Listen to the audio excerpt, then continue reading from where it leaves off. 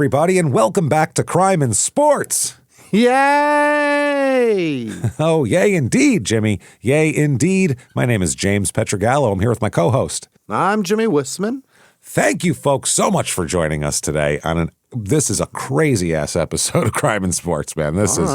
It's murderous, it's awful, it's nasty, and it's probably going to be a multiple-parter here. It's crazy stuff about a guy we've never heard of. I can't wait to get into this. Before we do, though, head over to shutupandgivememurder.com. Get your tickets for live shows for Small Town Murder. You are going to want those. Milwaukee on the 18th of September is about sold out. So if you maybe an individual ticket here or there, I don't even know if there's any pairs left. Hurry up. To get in there. Minneapolis the night after, though, the State Theater on September 19th. Get your asses in there. Get your tickets for that. Also, Dallas, Texas on October 3rd, October 16th and 17th to San Jose, Sacramento. And then we're going to Terrytown in Boston, and Terrytown is almost sold out. So tickets are over 90% sold, so you definitely want to get those now. We love it. Thank you guys for doing that. Thank you so much. Shutupandgivememurder.com is where you get all of that and any other info you might want. Also, get yourself Patreon. I mean, let's say you're listening to Small Town Murder, you're listening to Your Stupid Opinions. You need to get Patreon too. Patreon.com/crimeinsports. Just like this show. That is where you get all the bonus material. All you have to be is $5 a month or above. We've never changed the price, and we're not going to. $5, but we keep adding stuff to it, though, somehow. $5 a month or above, you get everything we put out. As soon as you subscribe, you're going to get almost 400 back bonus episodes you've never heard before to binge on, and then you get new ones every other week, one Crime in Sports and one Small Town Murder, and you get every goddamn last second of it. So this week, what you're going to get for Crime in Sports, it's old-timey articles again, which are a crowd favorite, we'll just say. So we get requests for those so often. People have asked us just to do a separate podcast that is just old-timey articles. Like, they love those articles. Then Small Town Murder, Love After Lockup, Part 2. We're going to talk about Season 7. Will Moo Moo get his thruple, everybody? We're going to find out. You can find out who Moo Moo is and all about his thruple. It's amazing. So do that. Oh, it's hilarious. So subscribe there, patreon.com/crimeinsports. And in addition to all of that, you also get, this would be worth it on its own, all the shows we put out, Crime in Sports, Your Stupid Opinions, Small Town Murder, both episodes, all ad-free with your Patreon. Ad-free. Can't beat it. And you get a shout-out at the end of the show. Jimmy will mess your name all up. Don't you worry about that. That said, I think we'll time to get into this. What do you say here? Let's start with our guy here, Dwight Thomas Eaglin, Eaglin. Never heard of him, right? Good reason. No. He's got several nicknames. He's a boxer. I mean, barely, but he's a boxer. One of them is Tommy Eaglin. One of them they call him Irish, and they also call him the Fighting Irishman. Yeah. So, he was born December 23rd, 1975. Where is he born, Jimmy? Ireland? Clearwater, Florida. That's right. Exactly. That's I love it. The Fighting Irishman out of Clearwater, Florida here. Yeah. So that's what he did, and that's where he's born, and we'll talk all about him here. His mother and father are a fucked up, wild, crazy story. His mother's name is Anita Bowling, Boling, and his father is Kenneth Eaglin Jr. So his dad's a junior. Right away, that's a problem. He's got an older brother named Donald, and we'll find out how this happened. Now, right away, before he's born, I'm calling Grace. Yeah. I'm calling Grace when his mother is 11. Grace when his mom is 11. So a few years before he's even inside of her womb, I'm saying Grace for him. Incredible. Right then. It's not good what happens here. Yeah. Now, okay, he's born, like we said, in Clearwater, Florida, all that. Now, his mother, Anita, met his father, Kenneth, when his mother was 12 and his father was in his 30s. 30s. What? This is not good, dude. Why were they meeting? Well, during the time, he lived with the mother's family. He moved in as like I don't know if he's a boarder or a friend of the family or what, but he moved in and had, raped Anita because she's 12. There's no, even if he was 13, that's crazy. But, this is Yeah. This is in the 30s is nuts for 12. Gross. Yeah. Not only had an abusive relationship with Anita, also Anita's mother was also fucking Anita's mother and Anita's 2 sisters as well. He was fucking a mother and her 3 daughters.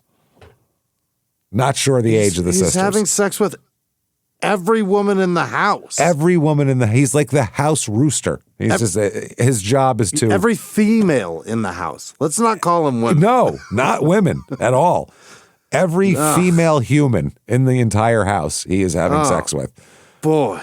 Whether legal in the eyes of the law or not. He is crazy. Right. So at 15 years old, unsurprisingly, Anita gives birth to young Donald, who is our guy's older brother here, Dwight's older brother. Okay. Gives birth to Donald. Now, Jesus, this is fucking horrifying.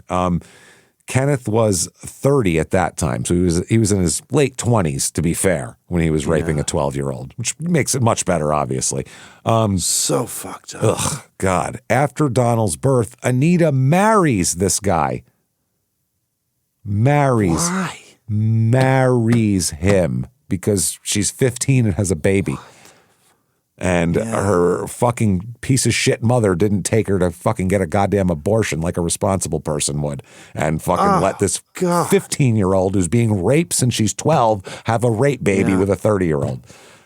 Fucking disgusting. Eesh. So, and you can extrapolate how the rest of the story goes just based on this. This is not a good origin story.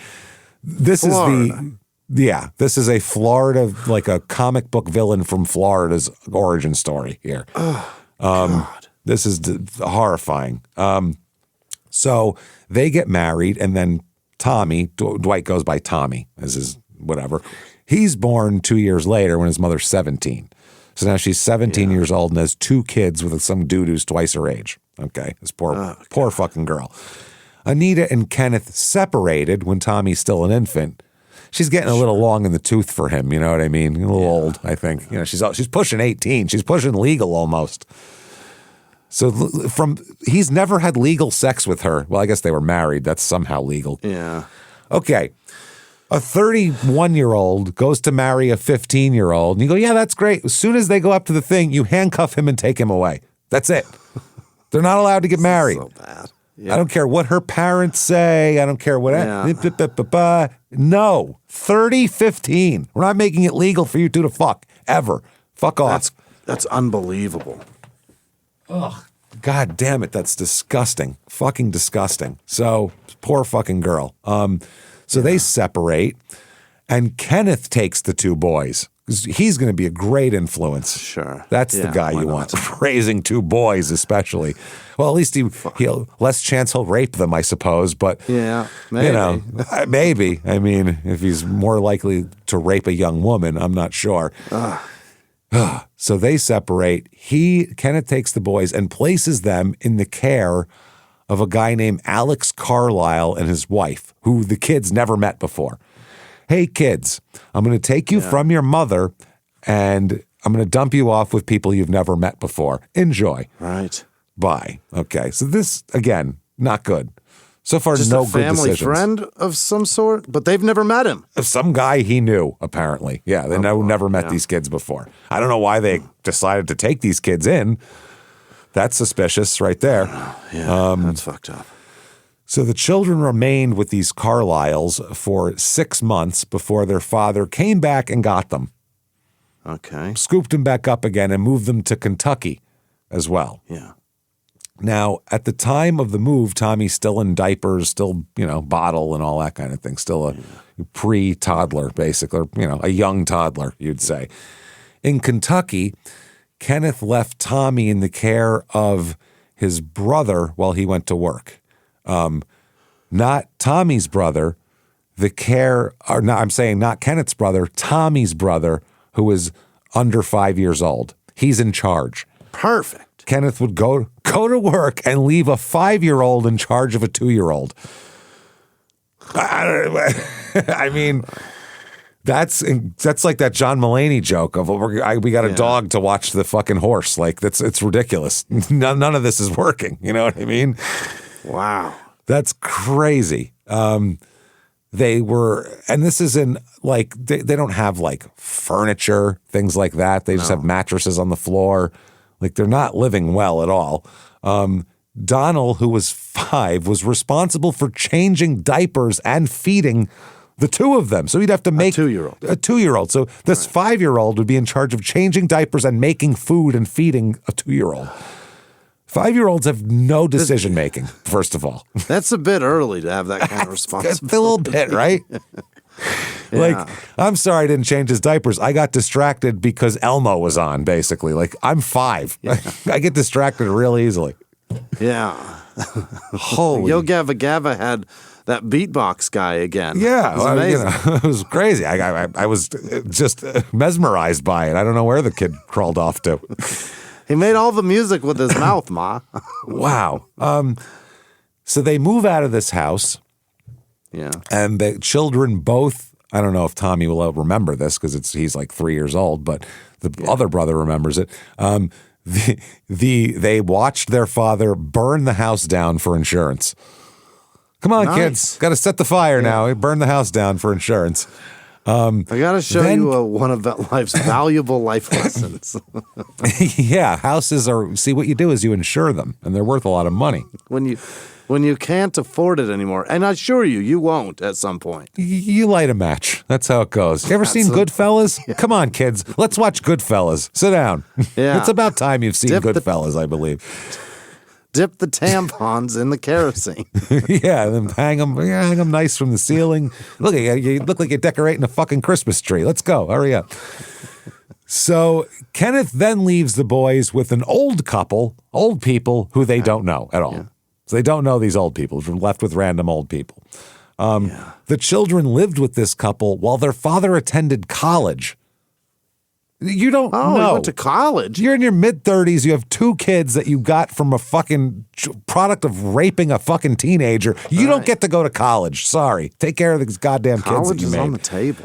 Wow. Eventually, Kenneth moves the children into his dorm room. Can you do that? I don't think so. I think that, but it is in Kentucky. So in Kentucky, maybe. Yeah. In Kentucky, you probably can have the limit of 3 kids per dorm room and 5 jugs of moonshine, I believe, is what you're limited to. Dorms are shared living space. Yes. You've got like a roommate from Kansas. Imagine you're a drunk college kid at 2 a.m. and you're going to throw up what you've been drinking out of whatever keg, and there's a 5-year-old in there, so you can't use the bathroom. What the fuck? Why is there a child here? Finding pacifiers places? Bath with his duckies, yeah. Yeah, like what the fuck is happening here? This is at Pikeville College in Pikeville, Kentucky. Mm-hmm.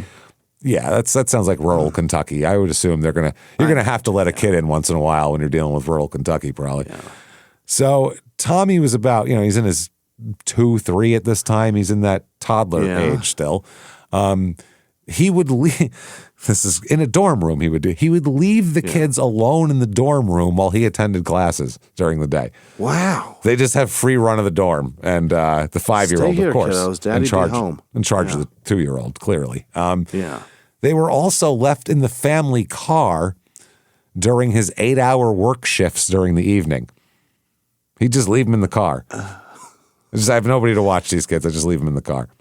They have nowhere to go. No. You ever been left in a car for hours at a time when you were a kid? Yeah. It sucks, doesn't it? Not hours, but certainly minutes, dozens of them. It's horrible. Yeah, I remember my mother had some appointment she had to go to, and she was like fighting with my grandmother. I don't know. She probably could have found someone to watch me, but instead, irresponsibly, just decided to take me with her and to the city of Poughkeepsie, where I huddled behind the fucking seat because it's dangerous. So I huddled behind a seat when I'm 6 while she had some appointment for like 2 hours. I remember doing that, and it sucked. And I was like, this sucks. I can't imagine every day just 8-hour shift in the car. That would blow. Yeah. During the evening, too. During this time, also, he brings a girlfriend in to live in the dorm room as well with him because there's plenty of room to be banging a college chick while you're hanging out with these deals with these kids. So during the time that this happened, These kids witnessed their father beat the shit out of his girlfriend at one point, well, at multiple times, but this particular time, beat the shit out of his girlfriend, strip her naked, rip her clothes off, and throw her out into the dorm's hallway from the room, kicked her out. So he graduated from Pikeville College. I don't understand. It's wild that this guy goes to college, has a job. If he did certain things different, you go, wow, he's being like a responsible single parent at this point. But he has nobody watching them or any of that shit. Like, this is crazy. Fuck. And no matter what he does with the kids, he got them by rape. This is crazy. At least one of them. It's crazy that he's in control of their lives. Yeah. Wow. So he graduates, moved the children back to Indiana to live with their elderly grandparents. This is Kenneth Sr. and Wyoma Eaglin. So he's now living with his elderly grandparents, Kenneth's parents. So Tommy's about in the 3s at this time, almost, 4, and Donald is 5, pushing 6. They're left in the care of their elderly grandmother who was suffering from skin cancer, bowel disease, and weak bones. Let's give her a couple of bones, too. Weak bones. She's got weak bones. Got weak trees. Yeah. So that's what you get. Because someone, when you get all that diagnosis, you go, do you have a couple of toddlers you could care for? I feel like that would really help you a lot in terms of medical care. I got kids you need to watch. Whoa. She was also not good at keeping track of her medications and would sometimes take twice the dosage because she thought she took it and she didn't know if she took it or not. So she took it again to make sure, and it ended up being twice the dosage, which would leave her as, quote, just a vegetable, according to the family. Oh, I'm sure. So she'd sit there drooling there. Yeah. Well, kids run around like crazy. The grandfather basically had limited involvement with the kids. He didn't give a shit about this at all and wanted no part of it. He's like, I'm old and I'm not watching these fucking kids. So apparently the grandfather was the family breadwinner and worked 12-hour shifts.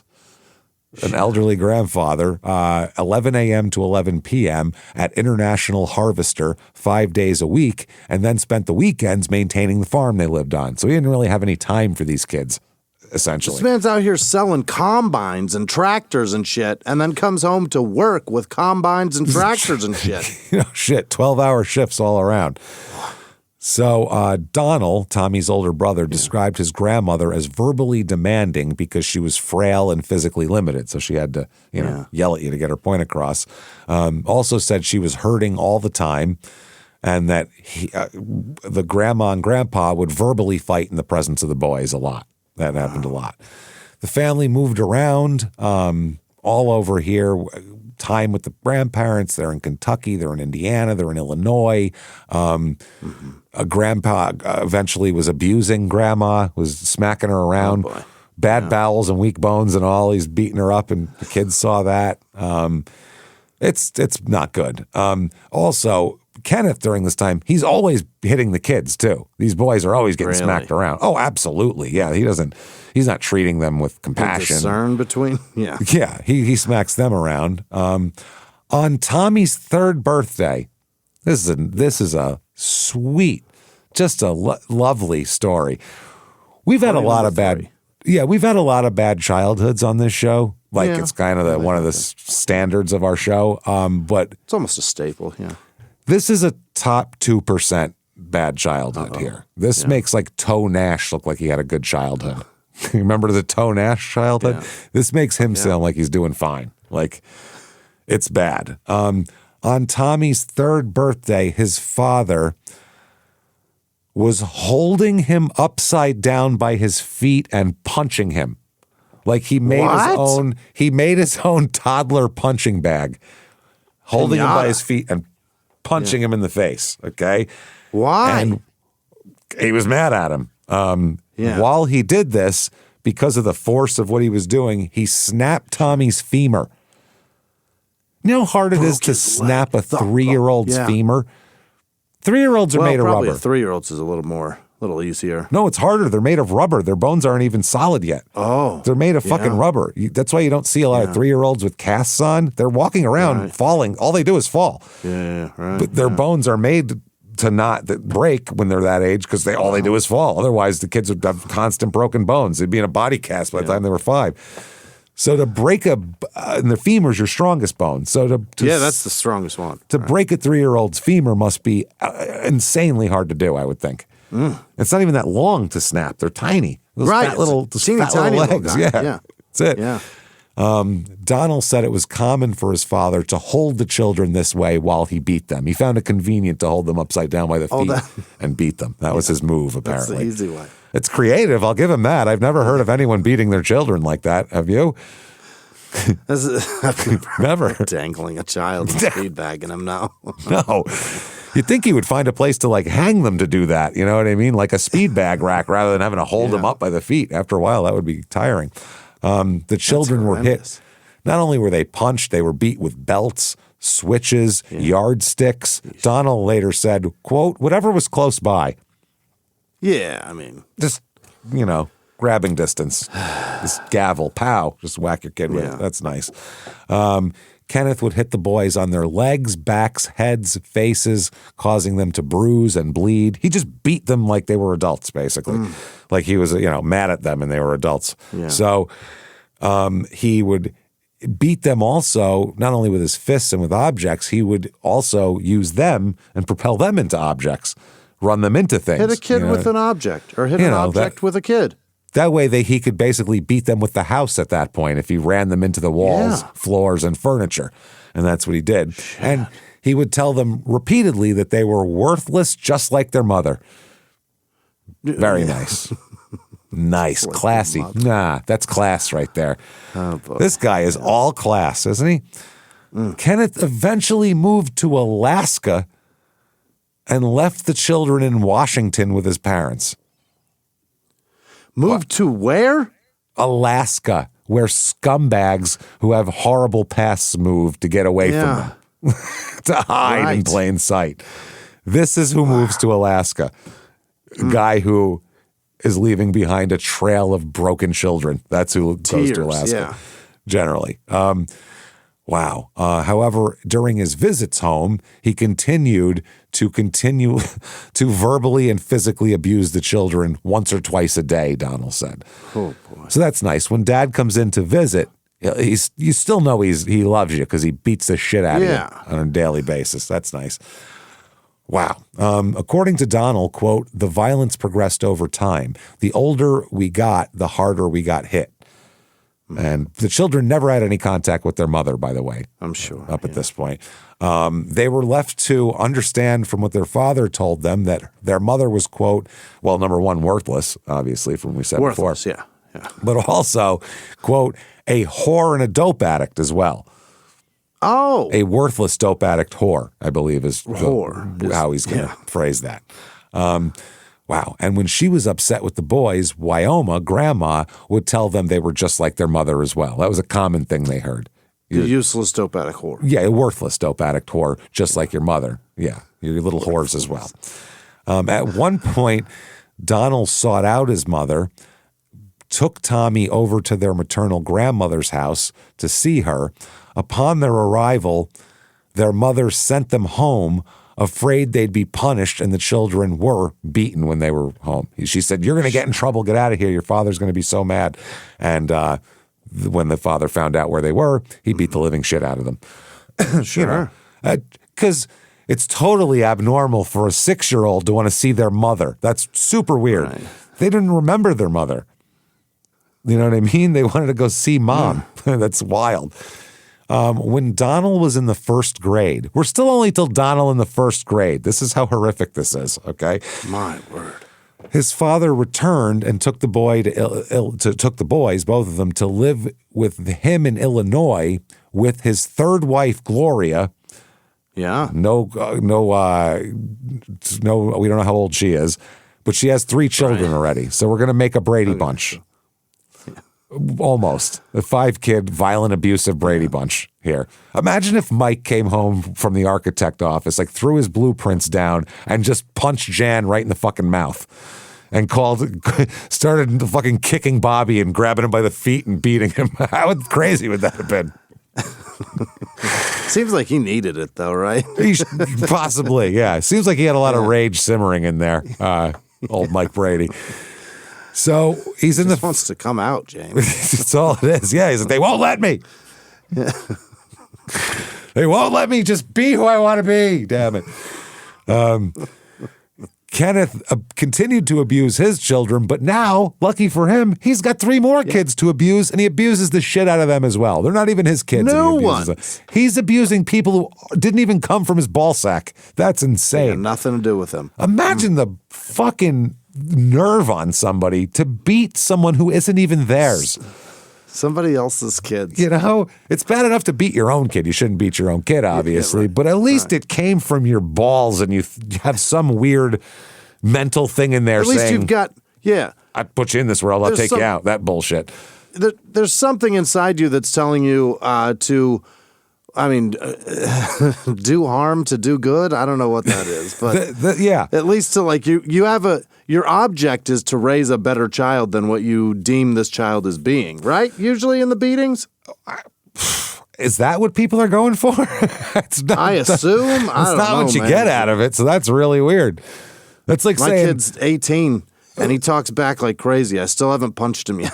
Yeah, that's what I mean. That's like putting juice and popsicle sticks in a popsicle thing in an ice cube tray, and then setting it out on the porch in the summer and saying, I want icicles. You know what I mean? Like, or I want ice pops. Popsicle today. It's like, you're not. You're going to get nothing because that's not how you do that. There's a freezer that goes in, and nurturing kids is a better way to get them to be good people. Rather it's very interesting, but I'm sure there's some sort of psychological thing there that they think they're doing good. No shit. It has to be.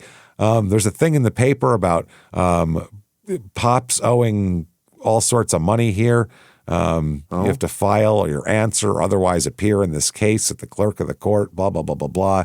It looks like he owes like $8,000 plus court costs and attorney fees and all sorts of other shit. Yeah. I think this is for like you're going to lose your house, basically, which is interesting here. But under that is something even more interesting. Oh, yeah. It says, read this in the newspaper. Well, I got to read it. James in. Some awesome facts about America brought to you by Diet Center. Okay? Some diet, whatever, weight loss center. Some awesome facts about America. This is what they put under that. Awesome 59,400 deaths from colon cancer in 1984. 37,300 deaths from breast cancer in 84. Isn't this awesome? And they're doing great. They go down. Americans spend $400 million each year for laxatives because they have too little fiber. All this shit. Wow, this is insane. We were in much better shape back then, apparently. Approximately 14% of adult men and 24% of adult women are at least 20% over ideal weight. That would be a dream nowadays. Are you kidding me? Yeah. In like Mississippi, it's like 54% obesity rate. It's fucking insane. Obesity. Yeah, over ideal. This is over. Obese is more than that. Yeah. They're way fatter than this even now. Wow. That's incredible. So it says, don't be an awesome fact. Find out how we can help. Call today. So there you go, everybody. So Donald said he stayed with his father for, quote, half of a school year before returning to live with his grandparents. Tommy wasn't in school yet and remained in his father's care for about 8 months until after Kenneth left this woman he was with. He got tired of beating her kids up and he left. That's nice. So Tommy returned to his grandparents' home, or was returned, I guess, to his grandparents' home. And by then, Grandma's health is even worse. She has all these things and has a broken hip now. And that's not good. And her bowel disease is much worse. And she's developed dementia. A dementia-riddled, bowel-diseased, broken-hipped, weak-boned, by this time, too, they said heavily medicated woman is going to watch a fucking 4-year-old and a 6-year-old. And it's getting worse. And go every day. Dementia doesn't generally get better. Usually it's bad. It's going to get worse. You can't heal that. Yeah. And Tommy's grandfather continued to work full time. And so the children, poor Donald, in addition to having to take care of the toddler brother, he also has to take care of his sick grandma now. So they're watching her. She's not even watching them. This poor Donald, man, he is too much responsibility. The brothers were responsible for feeding her, like clipping her nails, grooming her, taking her to the restroom, cooking her meals, as well as administering her medication. Doing everything and doctoring her. You're going to trust a 6-year-old to dole out medication. Oh, boy. She continued to punish the children by hitting them with switches when they got close, I suppose, throwing household objects at them, and this is a great, sweet move from Grandma here, locking them out of the house at night so they would have to sleep outside. Could you, dude, come on, man. Yeah. I mean, this is, you couldn't make this up. No. If you made this up, you'd be like, too much, pull it back some. Like if you were... And the old lady locks them out, too. Yeah. Like if you were making like a movie about a pair of serial killer brothers, and you were making their origin story, they'd be like, okay, now people are going to start to feel bad for them. It's too far. You know what I mean? This is like, it's going to be, they're going to be our protagonists here in a minute, for Christ's sake. This is horrible. Yeah. So Kenneth continued to visit his children, and during these visits, he would, put violence upon them, as one does. Yeah. Donald recalled one incident where his father, quote, wow, my father, quote, punched me in the stomach so hard I urinated myself. Oh, boy. Fucking his... Flipped the bladder switch. Yeah, too much. Wow. Not enough room for the pee in there. Had to come out. During the beatings, Kenneth hit his children with closed fists, sticks, belts, quote, whatever he could get his hands on, and grabbed his children by their necks and stomachs while he beat them as well. So that's nice. When Tommy was 9, Kenneth moved the boys to Canton, Illinois to live with his 4th wife, Raylene, and her 5 children. More kids. 5. Now, if any of them are girls, he's going to rape them, number one, because he fucking raped a 12-year-old. And if any of them are boys, he's going to beat the living shit out of them with whatever's handy. So, right, as he dangles them. Wow. Now, the youngest of Raylene's children, the 2 youngest, Lawrence and Jonathan, were actually Kenneth's biological children. Wow. He had planted those seeds sometime before they got married. Wow. So the children lived with Raylene and her family for about 2 years. During this time period, Donald and Tommy were left to care for the 5 younger children for extended periods of time. He's really building a resume of this. I mean, shit, they're like 11 and 9 now. They're practically, should open a daycare center. They could probably be licensed at this point. Wow. They would bathe the baby, cook for and feed the children, and clean the house. This is amazing. If the house was not clean upon the father's return, we're talking 7 kids with the oldest being 11. If you leave 7 kids, the oldest being 11, in a house for 15 minutes and it's still standing when you come home, victory. I got a feeling it's not going to be well cared for. Well, if it wasn't cleaned to Kenneth's specifications, he would beat all the children when he got home. Everybody's getting all of them. All 7 would get an ass whooping because the house wasn't perfect. I think you're kind of setting them up for failure there. Kenneth continued to abuse these kids. He would also line up all the kids. This is fun. This is this is some dad stuff here. Everyone's dad has done this, right? He'd line up all the kids in order of age, like the Von Trapps, basically. It's the same thing. But rather than have them sing a song for their guests, he would line them up and hit them with his belt on their backs, legs, and, quote, wherever the belt hit you. He'd say, line up for ass whoopings, and he'd beat them all while they stood in a line in order of age. My God. That is incredible. During one incident, he punched Tommy in the back of the head with his closed fist, then picked Tommy up and, quote, threw him. Threw a child, a 9-year-old, just tossed him somewhere after hitting him in the back with a closed fist. This is like the Iceman had this childhood. This is he's worse than the Iceman's father. He literally is, I think. Fucking A. He's worse. Because at least the Iceman's father didn't rape his mother when she was 12. So I don't think he did. No. I think she still cared for him at the end there, too. I think so. Yeah. The mother. Yeah. Because she was, imagine where she came from, what horrible abuse Iceman's mother came from to be like, this is fine. Oof. You can beat me and the kids. It's fine. Right. Donald said he could name 100 of these types of incidents, at least, like top of his head, just as much as you have time for. Then he also used to do this. This is, I've never heard of this before. Kenneth would set up Baby Fight Club, where he would have the children fight each other. Now this, I got to tell, I have Italian uncles who used to be like, hey, why don't you, come on, get in there, kick each other. They would try to needle us to do that too. Probably sick fucks also, but they didn't. What is he? He's like a sultan. I'm bored. Yeah. He would then punish the loser of the fight. What the fuck is going on? Oh my God. He would use wrestling moves on the children, like fucking WWE moves on the children as discipline. Like, I'm going to put you in a figure four because the house isn't clean. Stone Cold Stunner, and I'm bored. Yeah. He had a great pile driver. It was like Paul Orndorff. He'd really get off the ground, and he was known for it. He taught the children hand-to-hand combat and would choke the children out, fully unconscious, would choke them into unconsciousness to show them how to do it.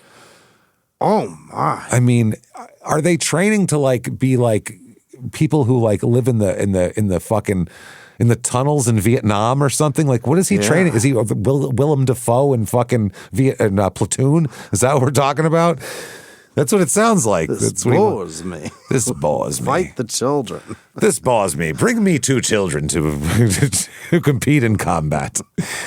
So he would throw them against furniture, walls, and floors. Donald and Tommy were beaten daily if their rooms weren't up to snuff. Sure. Yeah.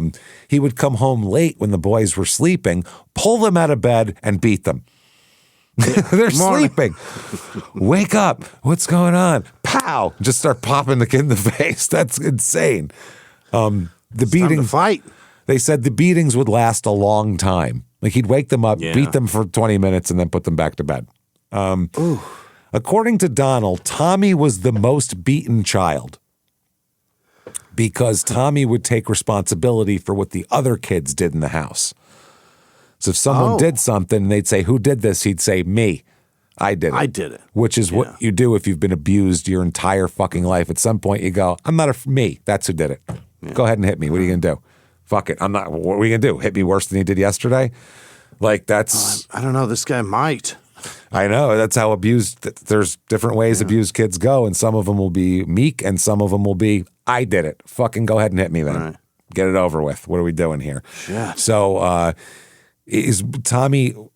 Donald said, even though Tommy was much younger than me, he, quote, thought he could take it better than me. Like, he's realized he takes a good ass whooping. Yeah. Which is how glass jaw. I can take it. I can take it, though, which is, I guess, how fighters are made. I said one way to do it. Yeah. November 3rd, 1986. Jesus Christ. Canton firefighters were called to the Kenneth Eaglin residence at 1238 East Chestnut Street at 5:47 a.m. when a furnace blower motor caught fire. Officials say the motor had fire damage and the home had smoke damage. No one was injured in the incident. So their house caught on fire that night. Lovely. On several occasions, Kenneth would take the kids out of school and force them to work with him at different work sites. Oh, nice. Like, listen, if your mother can get pregnant at 12, you can work at 12, certainly, right? Clock in. Clock in. The work included manual labor, lifting, and hauling, and the boys would assist their father hauling and loading hunks of scrap metal onto trailers. Oh, they're scrapping? Jesus Christ. This is a college graduate, I thought. What the fuck are you doing? Yeah, why has he got this job? Childhood records document periods of, this is for Tommy, depression, crying, irritability, head banging, impulsivity, starting at age 10. Jesus. Starts having symptoms of mental illness now, which is not surprising at all, obviously. No. He received treatment for depression, anger, and impulsivity at the insistence of schools, and this included getting some medication. Now, this is what's known as the last beating here. Okay. The last time Kenneth beat Donald, he wrapped his belt buckle around his fist and punched Donald repeatedly in the head. This is sick. Okay, yeah. Like, you wouldn't, who would you do that to?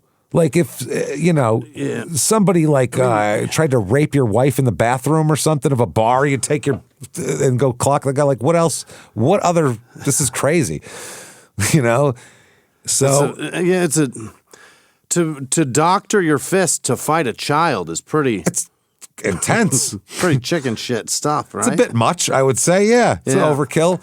Now, during this incident, according to Donald, quote, Tommy went upstairs to shoot my father. Oh. He just said, I'm going to go shoot him. Fuck this. I'm going to kill this guy, get it over with.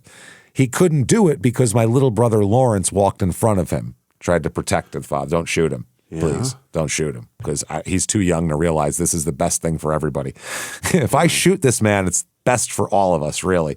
Right. Especially if you're 12 and you're getting beaten constantly. They're going to put you in some sort of mental facility for 6 months and you're going to be fine after that. Maybe you'll get some foster wherever parents they that are put half us decent. Is going to be better than this. Gotta be. The children were removed from the home the following day by the Illinois Department of Children and Families after Donald reported his father to school officials.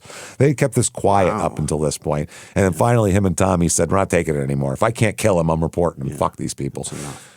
Tommy was 11 years old when he was removed from his father's care and placed in the custody of the state of Illinois. Have we had many worse childhoods than this? I mean, the violence is, there's certainly been some that rival it based on poverty levels, but the violence is just outrageous. I don't know if we've had anyone that had this kind of violent upbringing before. Yeah, the violence is just too much. Let us know. Creates a really tough child.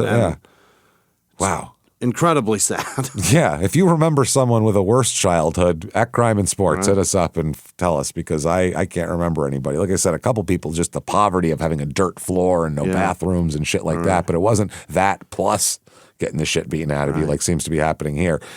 So Kenneth, by the way, later on, he will be, this is fucking crazy. Okay. He will get a 22-year sentence, Kenneth will, Dad, from the state of Illinois for, this is a great fucking thing here, for 2 counts of cruelty to his children, Tommy and Donald, and solicitation of murder against the state's attorney. He tried to have the DA?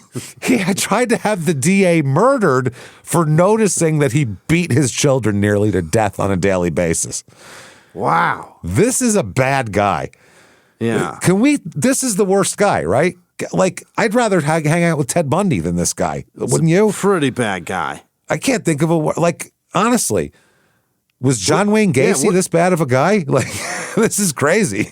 I don't even know who's worse to children. Yeah. It's a fucking toss-up between this guy and Diane Downs, for Christ's sake. And she drowned her kids or whatever, shot them all. Yeah. This is crazy.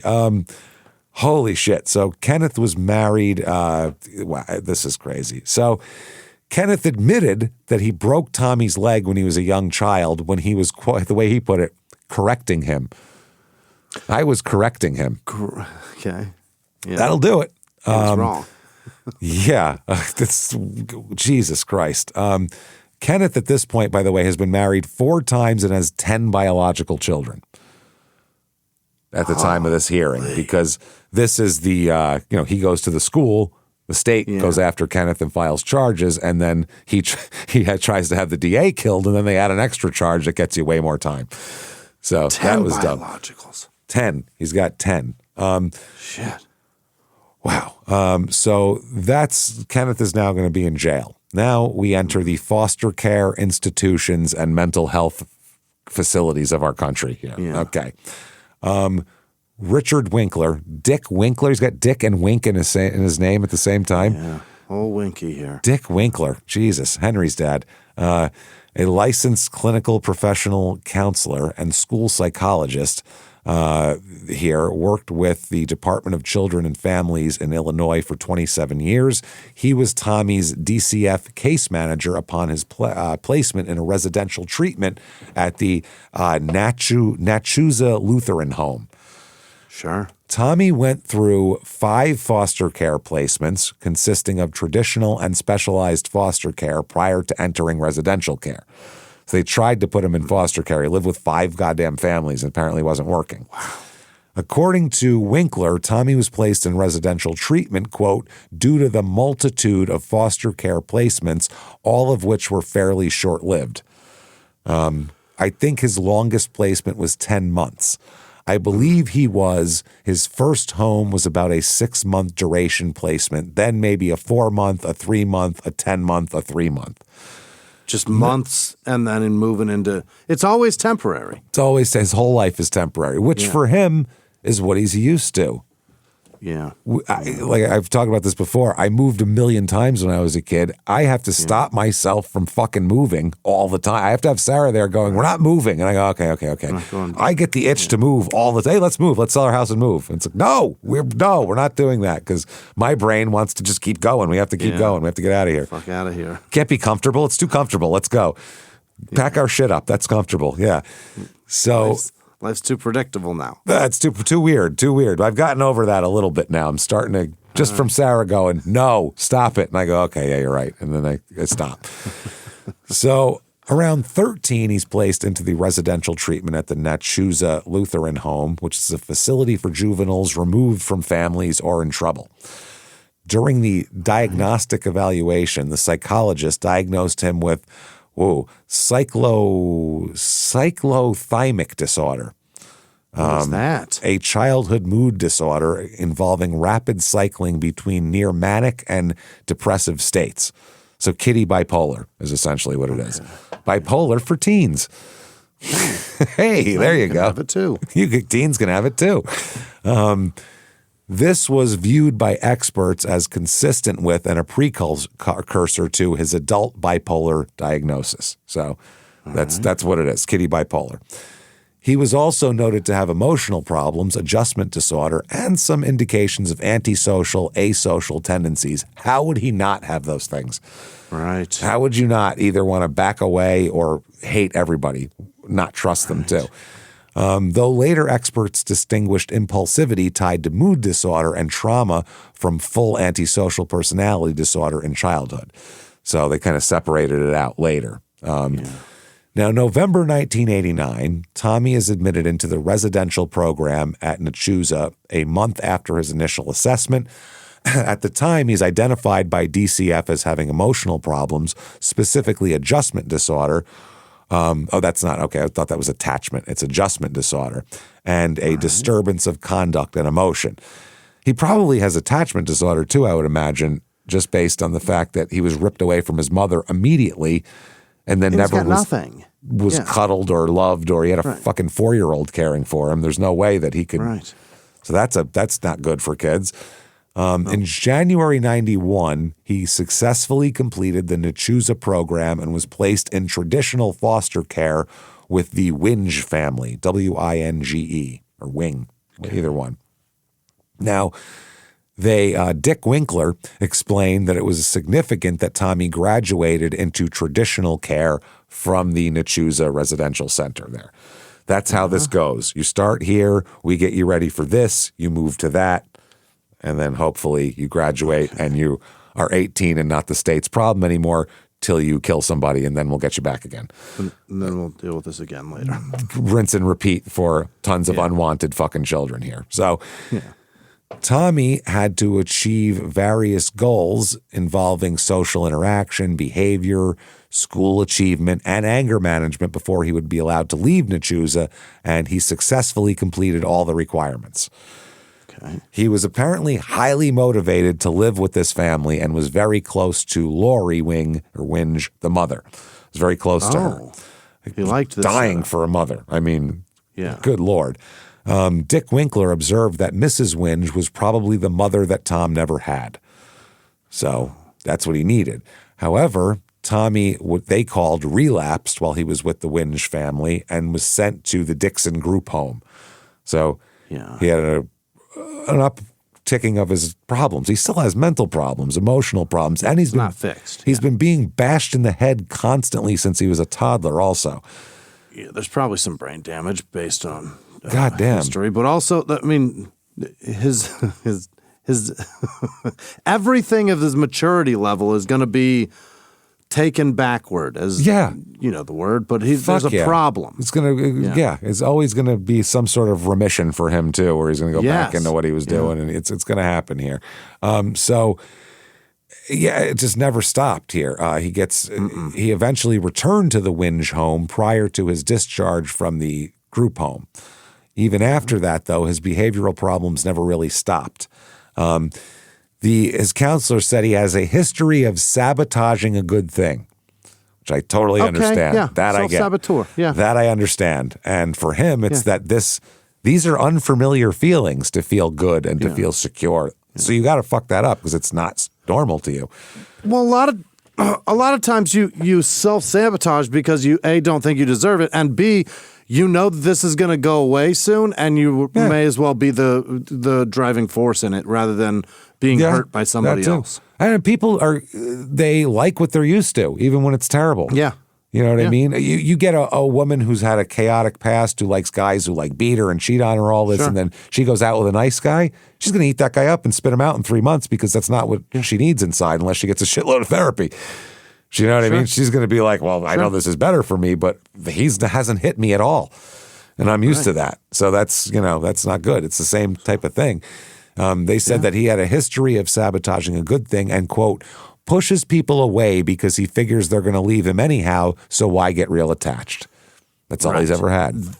And I'd rather be the cause of it than allow them to get the satisfaction. Well, at least then you have some control over things. Yeah. That's the thing. I think that's why I want to move, because now I can move and I'll choose where to move rather than just being moved in the middle of the night. Yeah.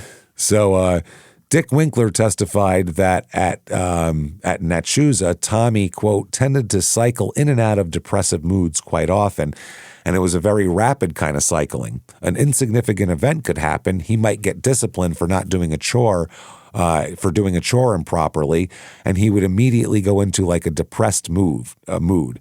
They said in his 25 years of working with children in DCF care, Tommy's case was exceptional given that it was one of the more severe cases of physical abuse, and looking back on it, emotional abuse, given the physical abuse, given how much he was essentially terrorized by his biological father.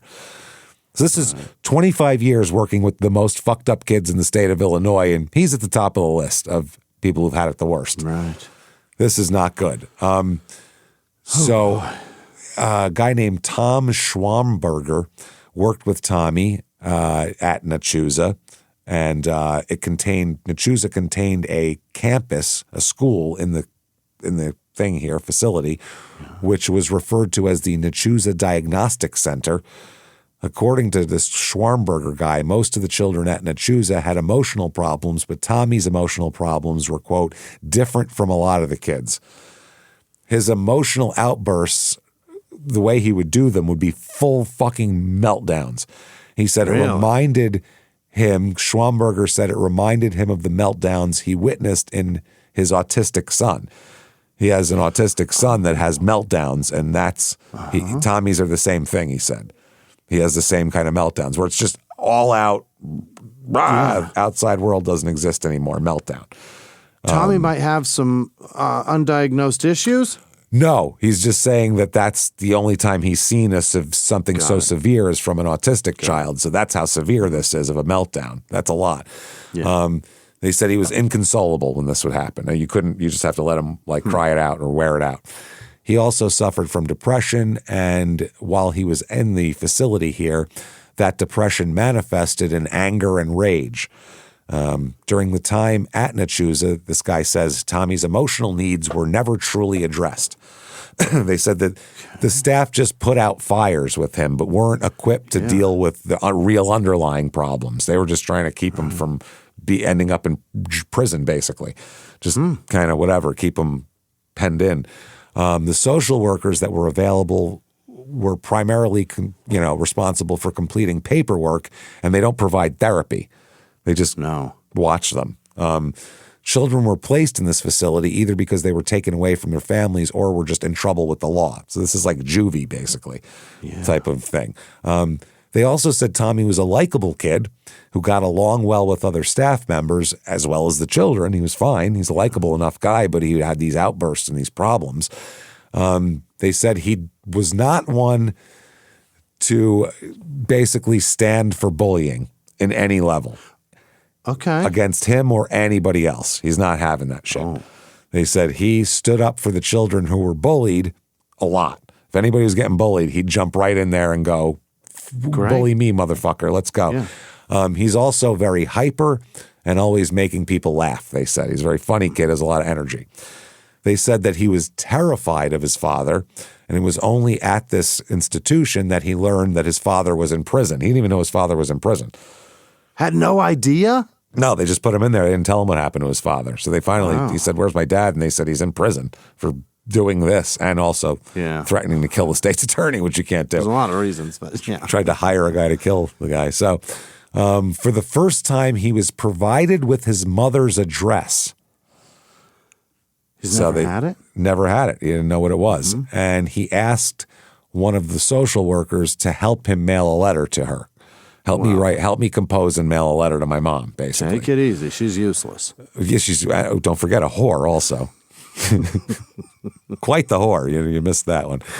So there was an initial assessment to determine if a child should be placed at Nachusa. The children were not provided any type of therapy for emotional problems while here. The only programs available to the children was an Alcoholics Anonymous program, which, you got to get them into religion early, I guess. That's what that's fucking for. For an 8-year-old. And that the children were taken to, which also was attended by other adult community members. So it wasn't an in-house one. They would take the kids with a problem and take them to a regular AA meeting with a bunch of drunken adults. Fuck. Which that's not what they need. No. Neuropsychological testing in childhood showed a high IQ for Tommy. He had a score of 126 at one point here. Is that right? Which is goddamn smart. Real fucking smart. Imagine if you'd have nurtured him rather than punched it. I mean, he probably had a 150 till you punched 25 points out of his fucking every punch. It was like Mario hitting the coin box. Ta-ching, ta-ching, ta-ching. Imagine. It's fucking 2 points, 2 points, 2 points every time. Poor kid could have been somebody. This is interesting. Experts later link the extensive early trauma and abandonment to post-traumatic stress disorder features and the development/exacerbation of bipolar disorder to try to explain what the fuck's going on with him. But intelligence isn't the problem here at all. That ain't it, right? His foster father described him as remaining relatively good-natured despite the abuse until high school when he fell in with the wrong crowd. Oh. Now you got to deal with the regular teenager shit. Right. So even if you have a kid that you've raised fine, haven't beaten, hit, his mom's not a useless, worthless whore, you haven't fucking, abused him constantly, hasn't been passed around everywhere, your kid can still be a pain in the ass just because he's in high school, and they start cutting up. But, this background, he is primed to fall in with the wrong crowd and be the craziest motherfucker around. You know what I mean? Fuck yes. So Tommy said he was arrested several times as a teenager for fighting, which seems on character or in character. He was angry. He's a 3-sport athlete, by the way. He's also I guess he was class president at Rock Falls High for a year. Is that right? So, I mean, he's got charisma, obviously. Yeah. He's got something. 3-sport athlete, it makes sense. So, by the way, there's an article in the newspaper about him that says his relationship with his father was considered rocky at best. Rocky. Could be the understatement of the fucking year. So he plays high school football, sustaining more head trauma, by the way. Like noted concussions and shit. It's not enough that it was already had. He also begins seriously boxing because he hasn't had enough head trauma. This is a brain damage sport special here. Certainly. He is going pudding brain quick, including gold gloves level competition which again, repeated head injuries and concussions here, which was later cited by neurologists and psychiatrists as contributing to his impulsivity, chronic traumatic CTE risk, and interaction with his bipolar disorder as well. You don't want to have more like brain damage adding that to mental illness. That doesn't help any. Right. He also began using substances at this point because why not? Perfect. You're going to want to quiet all those fucking voices down and all that anger down. Alcohol and cocaine in his younger years. This is a guy who doesn't sound like he needs cocaine at all. At all. This is a guy, you want to sit him down with a nice bong and say, this is what you calm it the fuck down. Just take it down a notch. Everything. Sit back, relax. Yep. Instead, booze and coke. Just fucking murder fuel, basically. So later records reference use around the time of this offense here, when he first started getting in trouble. By his late teens and early adulthood, he's prescribed Prozac for the manic episodes and mood issues. All right. Now, Jill Hasung, who is a worker at the Nachusa place and a good friend of Tommy, said at age 18, Tommy moved to St. Petersburg, Florida to live with her because he was starting to get in trouble in Illinois and she wanted to give him a fresh start. Talk about bringing home the lost puppies. Yeah. She felt bad for him and moved this troubled young man to Florida, where everything will be better, I'm sure. It'll fix it. Yeah, it's a good reset. Other than fitting in, I don't know what else is good for him down there. You're certainly training him, cross-training him, really. Really, you are. Well, he gets down to Florida and he starts getting involved in boxing at the 4th Street Gym and found a job working for his brother who owned his own construction business. Now, luckily for him, he's got 9 siblings, so that's helpful. One of them's got to have a job for you eventually, right? So the Hasung, the lady, what's her freaking first? Jill, we'll call her Jill. Jill attended all but one of his local boxing fights and explained that Tommy had a rough boxing style. So they said that basically, whether he's boxing in the gym or during a fight, he had a weird thing, almost like a Rocky Marciano, where he would take hits before he would start fighting back. Oh. Like he needed you to piss him off first. Rope-a-dope, but I'm not going to dodge him. Yeah, it's no. Yeah, it's just going to eat him.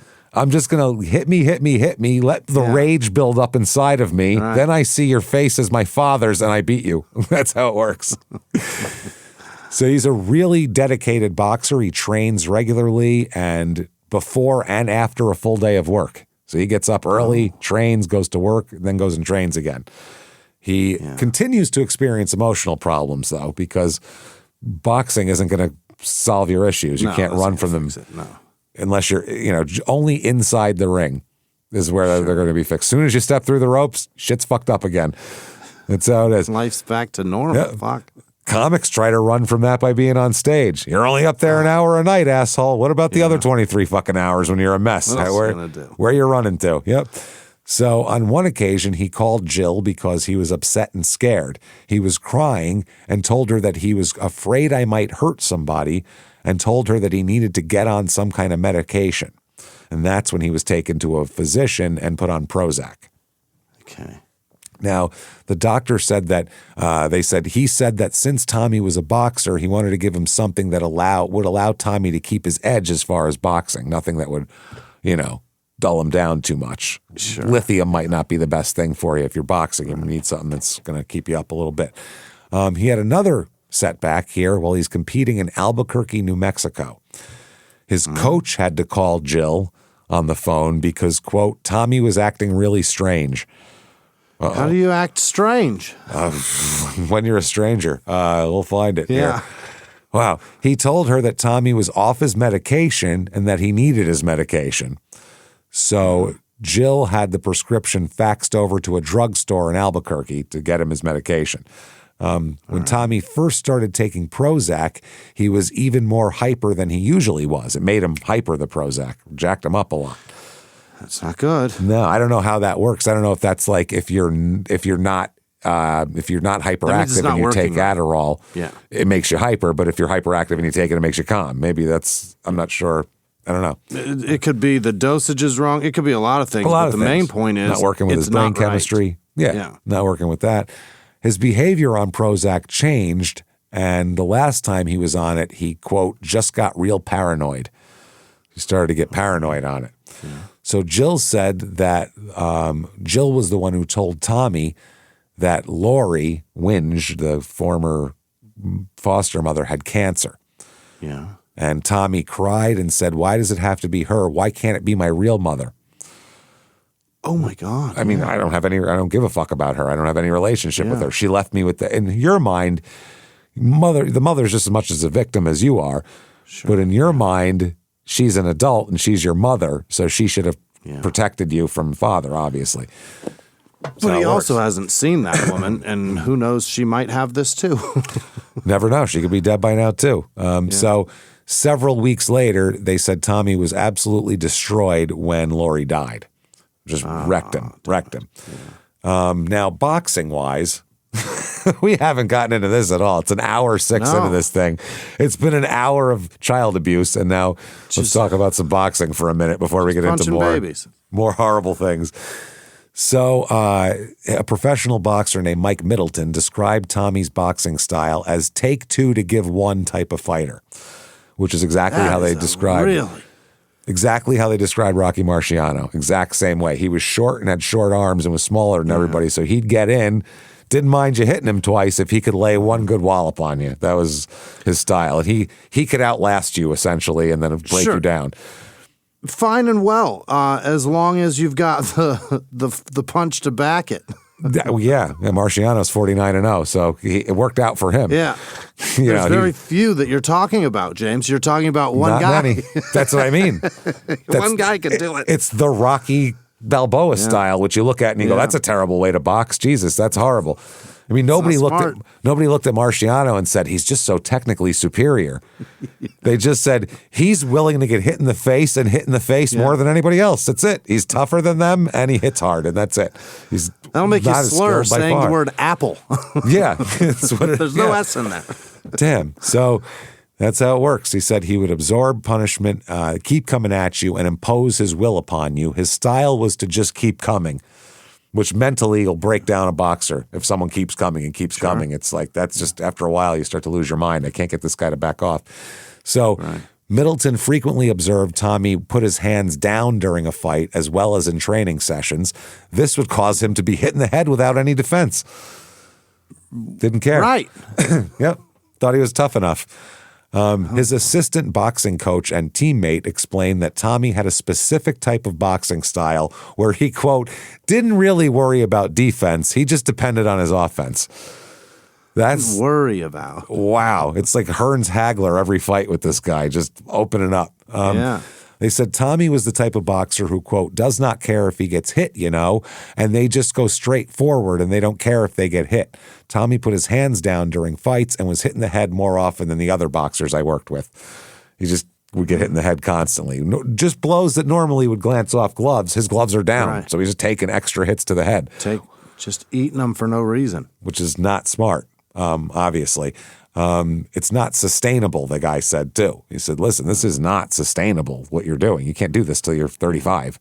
You're gonna have pudding brain. This is nuts. Yeah. This coach also shared a room with Tommy on several occasions while on the road, and he said Tommy would have severe nightmares every other night. He'd wake up screaming and like a night terrors, essentially horrible nightmares, whatever. Now, Brad Hasung, who I assume is Jill's husband, I guess, same last name, said Tommy's boxing style was crazy too. He attended most of Tommy's local matches and described Tommy's boxing style as the type of fighter that was willing to take 5 punches to get one, not just 2. Now he's taking more. He's taking a couple combinations now.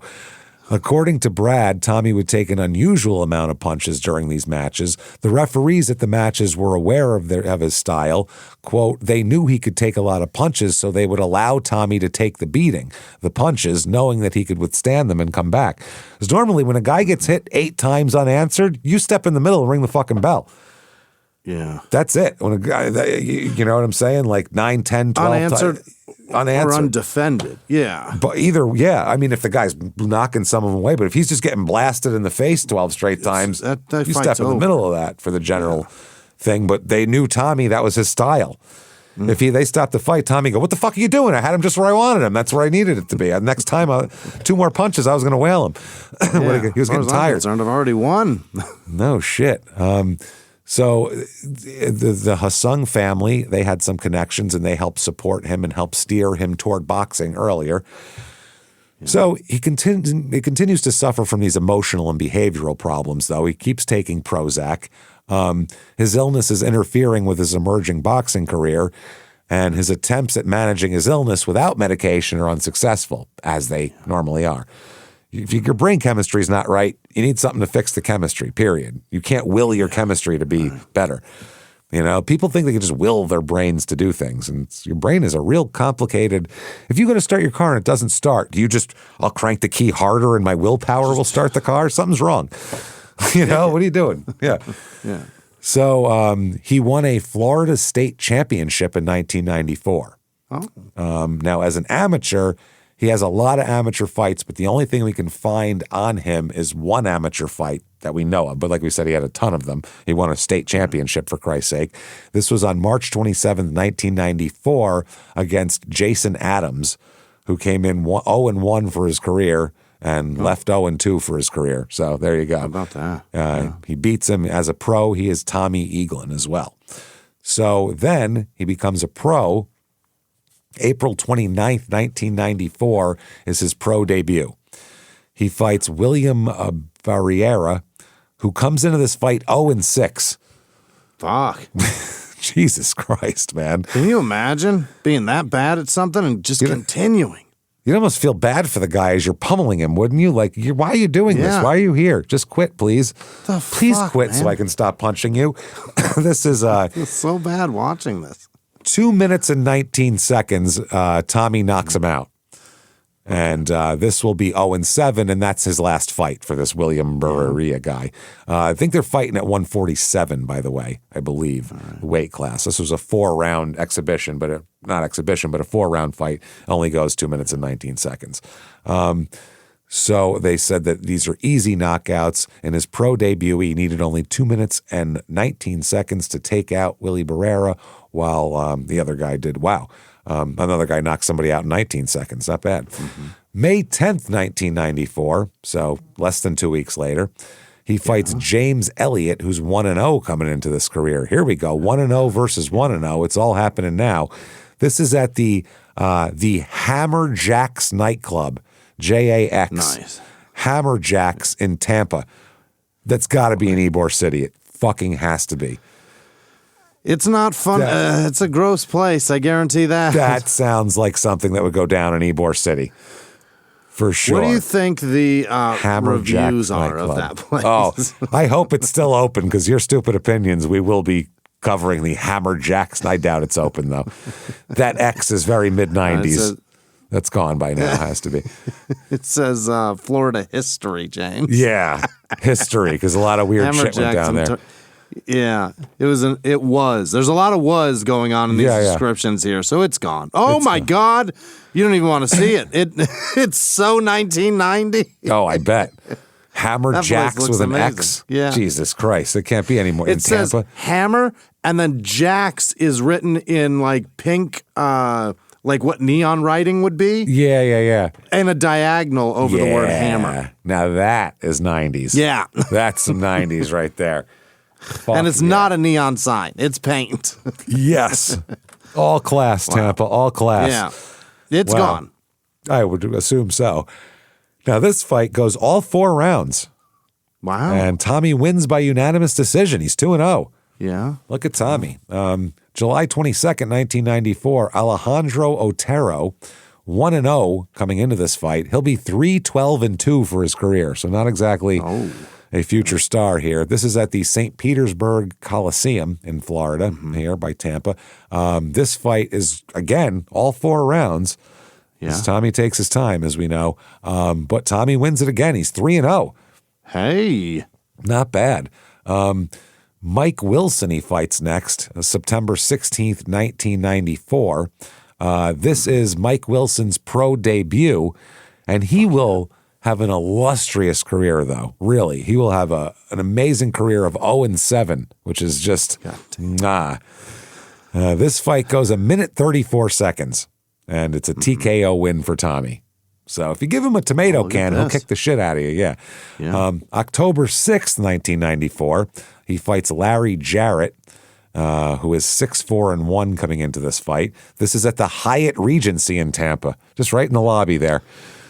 People with their luggage trying to check in. All this is going on. We've heard of a lot of fights here. We really have. What are they doing over there? They must have a ballroom or something they do this in or some shit. So, yeah, I mean, that like Chase Hotel in St. Louis was a nice, it still is a beautiful hotel. They had wrestling there for 30 years, 40 years. Same shit. So maybe that's what they do. They have like their own arena or something. But this fight goes all 6 rounds, a 6-round fight. This is a unanimous decision win for Tommy. He's 5-0. Now we're talking. Not bad. Now he's cooking with gas. Here we go. December 9th, 94, he fights Lou Martinez, who's 3-0 coming into this fight, and 5-7 for his career. So 6-0 versus 3-0 here. Hot shit. This is a majority decision. It goes all 6 rounds, so 2 judges to 1. Tommy wins it again. He is 6-0. The way his style sounds like, he doesn't seem like a guy who would do well on cards, because anybody, if they look at it and they go, he's punched you 5 times more than you've punched him, you lose. On paper, that looks like dog shit. Exactly, unless you've never hurt him at all and he's hurt you a little more, even with the less punches that he's thrown. That's the only way I can see it, which has to be it. February 24th, 95, Eddie Strickland, 1-4 for his career. Coming in 1-5 is his whole career. This is his last fight because he's TKO'd in the 5th round at the Coliseum in St. Petersburg. March 25th, 95. So coming into this fight, Tommy's 7-0, and he fights Dios Bellis Hurtado. Diosbelys. Dios Bellis. Dios Bellis? I don't know. Hurtado, who's known as very unlikely nicknames. Number 1, Black Money. I don't know what that means. And number 2, the Oriental Kid. Okay. What do you, I don't know. I don't even know what to say about that. Either way, this guy is 3-0 coming into this fight with a 7-0 Tommy. This guy, though, will be 43-3-1 for his career. A very good fighter. Great. That's a great record. I mean, phenomenal, top notch. And Tommy goes, this is at the Miami Beach, Seville Beach Hotel. Miami. Tommy goes all 6 rounds with this guy and loses on points. So he loses, but no shame in losing. Very to a guy respectable. Who's 43-3-1 in his career. That's fine. He's 7-1 and goes the distance with him. So great. Good for him.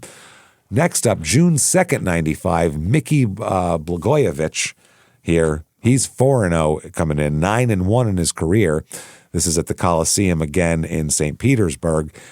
This fight goes all 4 rounds, and Tommy loses it by decision, unanimous decision. So he's 7-2 now. Not great. 2 in a row he's lost. October 10th, 95, he fights Darren Thomas, who's debuting in this fight, but is 3-10-1 in his career. And again, right here in the lobby of the old Hyatt Regency, this is taking place. Goes all 6, unanimous decision win for Tommy. So he's doing fine. February 8th, 96, Calvin Moody, who comes into this fight 9-41-2. Not good. Not good. Coming in that way. Coming in 9-41-2. You know what his career record is? 9-62-2. He never wins another fight anyway. Never. He loses this fight and then 20 more straight in a row. Oh. That's a joke. He's there, man. He knows what his job is, and that is to be the punching bag and lose to an up-and-comer. That's why he gets booked by these promoters. But, I mean, what does a 9-win and 62-loss boxer even prove? You know what I mean? That doesn't prove anything. Yeah, what are you doing to yourself? So this is a 5th-round TKO win for Tommy. Sure. So he is now 9-2. He's doing well again. Next up, February 13th, 1996, Scott Erickson, who gives himself a nickname of not the Twins and pitcher Scott Erickson. Scott Erickson, Scott the Sandman Erickson. Fucking A. You know, because he's going to put you to sleep. And he played Mike Tyson's Punch-Out, and he was like, he was tough. He was tough. He almost went with Soda Popinski as a name, but he decided against it. He comes into this fight 5-4. How dare you call yourself the Sandman when you're 500 You've almost? Lost. You've only won one more fight than you've lost. You're barely 500. This is crazy. Yeah. And he'll be 7-5-1 for his career. The Sandman. This is in Punta Gorda, Florida, at the Charlotte Memorial Auditorium. This fight goes all 6 rounds, and it's a unanimous decision win for Tommy, taking him to 10-2. He is doing great. March 22nd, 1996. Wow. I don't know why you'd even do this. This is it's somewhere in Pennsylvania, Dixon City, Pennsylvania, at Janetti Manor. Sounds like somebody's house. They just set up a ring in the yard. I want to see men fight in my yard, please. It's a private event. Yeah, it's private. This is against a guy named Earl Williams, who I don't know if he worked at the Manor or what, but he's 0-9 coming into this fight. Jesus and 0-13 for his career. Jesus, man, which means Tommy wins this fight by KO in the 3rd round, bringing him to 11-2. So not bad. There's an article about this, by the way, in the Times Leader from Wilkes-Barre, Pennsylvania, or Wilkes-Barre, I can't remember how you say that. Eaglin has knockout performance in feature. They say his original opponent was a late scratch. That's why he got the 0-9 guy. Yeah. They had to look around the audience. Again, like a comic didn't show up, and they're like, anybody hanging around the green room? Anybody stop in tonight? You're on. Have you got a couple of jokes? Want to do 20? Good, go ahead. You got a zinger or 3? Some other comic sitting there. His original opponent was a late scratch, but Tommy didn't care. Going with the flow suits Eaglin just fine at this early point in his professional boxing career. Eaglin, a 20-year-old welterweight from Tampa, was scheduled to fight Philadelphian Eric Mitchell in the main event of the, quote, Irish Night at the Fights at Janetti Manor Friday night. Trading in Mitchell for another Philadelphian, Earl Williams, Eaglin still won a 3rd-round knockout. What bothered Eaglin and trainer manager Jim McLaughlin was that the fight with the original opponent was to go 8 rounds. The match with the replacement opponent was knocked down to 6 rounds because of Williams' limited pro experience. And Tommy was pissed off. He said, quote, I wanted the 8-round fight so I could step up and show everybody what I can do.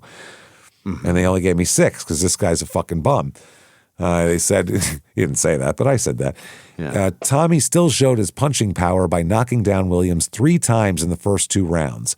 In the 3rd round, he hit Williams with a shot to the stomach that kept him down longer than the referee's 10 count. Eaglin's next fight will be in 2 weeks in Tampa against a to-be-determined opponent. That's crazy. I don't even know who you're fighting in 2 weeks. How the hell are you supposed to prepare for him? Yeah, he's supposed to prep for that, yeah. That's wild. McLaughlin said, for a beginning fighter, that's the way it is. But our attitude is that we're ready for every fight. As you start to become more of a world-class fighter, you have more control over that and knowledge of your opponents. Mm-hmm. There's more time in between fights, basically. These guys are never out of training because they fight once a month. So you're always in training, basically. It's just a very interesting choice to be taking a fight that is right around the corner, and you don't even know who he is. Not even sure. Well, April 25th, 1996, Damian Sutton is who it is. We found out. 5-24-2 coming into this fight. Oh, boy. 18-29-3 for his career. So somehow he ends up being like 13-5 for the rest of his career, even though he was terrible before that. Right. It's super weird. This is Sometimes you got to get punched to learn. I guess so. He got better with experience, that's all. Mm-hmm. This is at the Egypt Shrine Temple in Tampa here. This fight only goes 2 rounds because Tommy wins by TKO. Sutton was down twice in the second and 3 times in the third, and that's when they called it. Now, Tommy got knocked down in the first, but that just made him, feel good. That's what he's used to. It's like, yeah, good. He got me. I like it. So he's 12-2 now. He then fights September 13th, 1996. So that's the most time he's had in between fights. Let his brain heal a little bit. He's got like 5 months. He fights Soren Mr. Perfect. Everybody just watches wrestling, I swear to Christ. It's absurd. Mr. Perfect Sondergaard, which Hennig was still wrestling at this point. He just went to WCW in 96. And, he's still around. He wasn't using Mr. Perfect because WWE owned that, but still, he's the guy. This Soren Sondergaard, though, is 25-1 coming into this fight. Wow. That's a bad motherfucker right there. Yeah. His career, 39-1-1. That's fucking great. Bad dude. Real badass. There's so many great boxers that we have never fucking heard of. It's crazy. But who knows who we ever fought. Now, this is at the Ringsted. This is in another country. Is that the Swiss flag with like the cross that's crooked to the side? Who's that? Swiss? Blue and white? No, red and white. Red flag with a white cross, but the cross is off to the side. Like it goes the whole... Iceland, maybe? I think it's flag? Iceland. It's a red flag with a line that goes down a third of the way in on the left and then a white line across the center that goes all the way across. Makes like a cross, but the cross is off to the left side. Iceland's flag is blue like that. Okay. Who the fuck is this red flag? Norway? Everybody's got a fucking cross on their flag. Where's Ringsted? Ringsted? Yeah. R-I-N-G stead? R-A-N-G-S-T-E-D. That's Danish. Danish. There you go. Danish island of Zealand. Well, this flag is, this is a Danish flag. Okay, that makes sense. Okay. Yeah, it's Denmark. Denmark. So that's the flag, Denmark. So they're fighting in Denmark, where I assume this guy is from because he has 2 A's in a row in his name. So he's Danish. That generally is, that area. Yeah. This fight only goes to the 3rd round where Tommy is knocked out. So he's 12-3. That guy was he was too good for him. That's it. He was much better, much more skilled. Yeah. If you let a great fighter hit you, he won't stop hitting you. You won't be able to hit him. That's the problem. You're going to have to fend off a lot more. Yeah. That works with shitty fighters, but great fighters, you can't let them hit you like that. They will destroy you. They're great punchers. And the difference in punching power between a great fighter and a mediocre fighter is huge. You know what I mean? It's a chasm. So he's 12-3 now. November 15th, 1996, he's trying to get his shit together here, and he fights Troy Crane, who's 14-4 in his career, but will end up 14-11 in his career. He's back in St. Petersburg at the Coliseum, so he's back home. This fight goes all 12 rounds. This is for the USA Florida State welterweight title. So it's a championship fight, goes 12 rounds. Tommy wins by TKO in the 12th. Dramatic. This guy's got a sense of drama about him, doesn't he? Yeah. So he is the USA Florida State welterweight champion at this point. And he's 13-3. And they said, in a rousing bout for the Florida welterweight title, Irish Tommy Eaglin won a war from Troy Crane, stopping him midway through the 12th round. That's pretty awesome. A 12th round knockout. You got to see the whole fight and a knockout. Yeah. That's the best for the fans. It's the best thing you can expect or hope for from a boxing match. Certainly. It's like Foreman knocking out Michael Moore toward the end of the fight. I think that was the last round when he knocked out Michael Moore. He was losing on every card. He was getting killed, and he just knocked this guy out. Yeah. Popped a quick combo on him. Especially if they're trading blows for that whole time. Yeah. Okay. February 15th, 1997, Jamie Bradado he fights, who's also known as, quote, Jimmy Corona, which sounds like a nickname. That's what I call him, yeah. That sounds like, if me and you went to hang out on the beach and we were getting drunk, I go, hey, it's Jimmy Corona over here. What's going on? Well, you got a Corona in your hand. Like, that's about it. I almost guarantee a waitress has written that as the nickname of my table. Yeah, for sure. I drink a lot of Coronas, and she's put my card in her little deal, and it says Jimmy, and she says Jimmy Corona, whatever. Jimmy Corona. That's who it is. Now, this guy might be having a few too many Coronas because he comes into this fight 0-5, and his career, he's 0-17-1. That's his whole career. Never wins a fight. Buddy. Imagine how thrilled he was to tie the one time. Imagine how happy he was with a draw. That must have been like, fucking did it. I didn't lose. Yes. This is in man. I did it. This is in Albuquerque, New Mexico at the Luan building. Yikes. It goes 3 rounds, and it is a TKO win. Obviously, Jimmy Corona didn't win. We know that for Tommy, who's 14-3 now. February 21st, 97, 6 days later. Six days later, which is insane. He fights Jerry Smith, who is 12-25 coming into this fight. Career mark of 15-64-1. Jesus fucking Christ. There is definitely a profession of professional got my ass kicked today guy in boxing. That's a profession. Loser, yeah. Yep. Guy who can just take a lot of blows to the head and still be able to go to work Monday morning and know what he's doing, basically. Still be able to go down to the construction site and do what he has to do.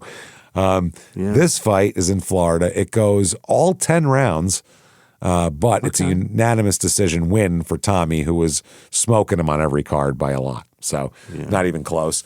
So he's 15-3 now.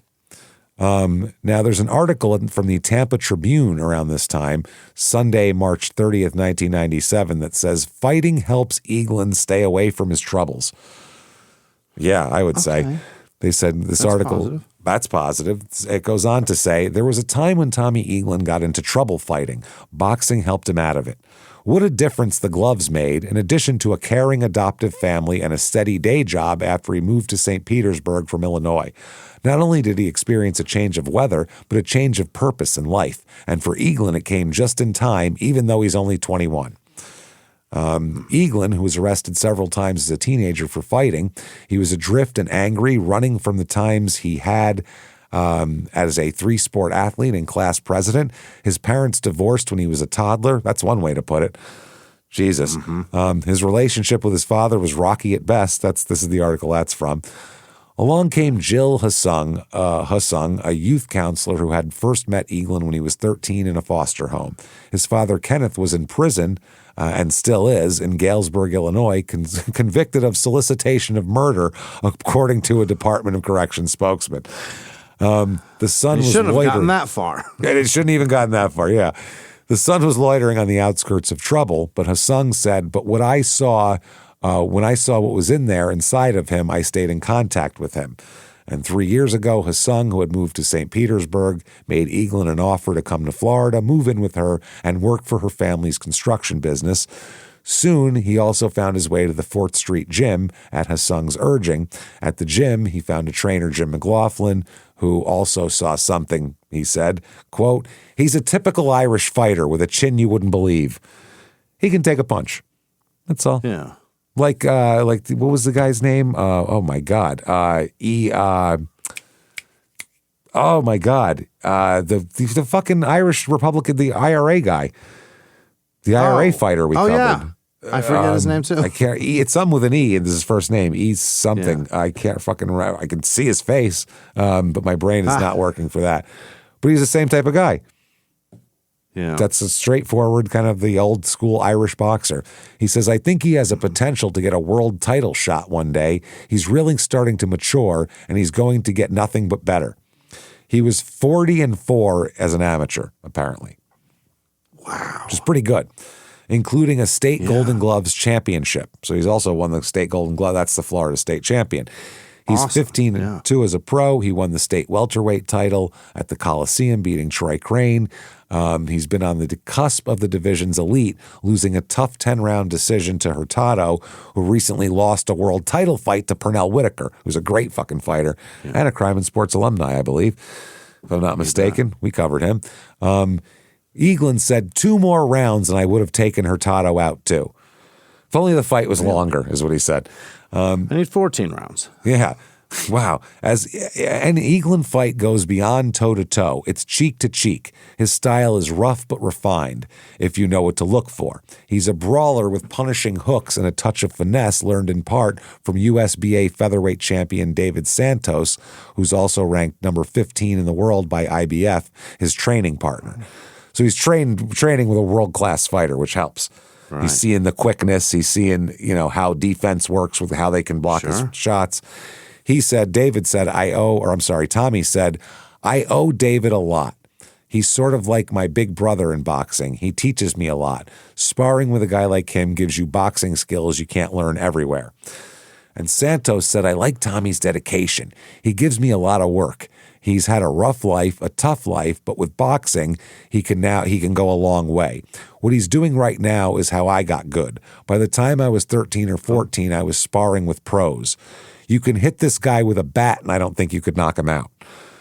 So you're not going to knock him out. Most boxers have a daily workout regimen. Eaglin has that and more. They said basically his life is a regimen. Construction work in Florida heat, a 12-rounder looks good in comparison.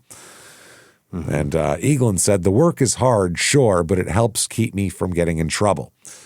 And Hassan jumps in and talks about her, and he says, she's the first person in my life who's never given up on me. She's always telling me you can do it. And Jill Hassan said, I won't let him get in trouble. I stay on his butt. Oh, that's weird. He's definitely one of the family now, and he's one of those Cinderella stories. He's got it. He's got the heart of a champion. Eaglin said, that's nice to hear, but he wants a world title. He said, that's all it is. He said, I don't want to be 35 years old talking to my kids and telling them I could have done this or that. When I reach that age, I want to know I gave it my best shot. I can fight with anyone in the world in my weight class. I know that. But if I don't win a world title in 3 years, that will be enough. I don't want to end up a second-rate opponent. I don't want to be one of these guys who's 500 and goes in and gets beat by the guys who are getting a tune-up fight in between championship fights type of guys. I don't want to be that guy. But what he does want to do possibly is head to a place that's right under this article, Jimmy, the Crazy Horse Saloon. Let's go. In Florida? Clearwater. Yeah. US 19 North and Ulmerton Road in Clearwater. The Crazy Horse Saloon, fine adult entertainment, it says. All this week, Triple X superstar Victoria Andrews, I don't know who that is. Ooh. Free lunch and happy hour buffet Monday through Friday. Yes, people eat in these places.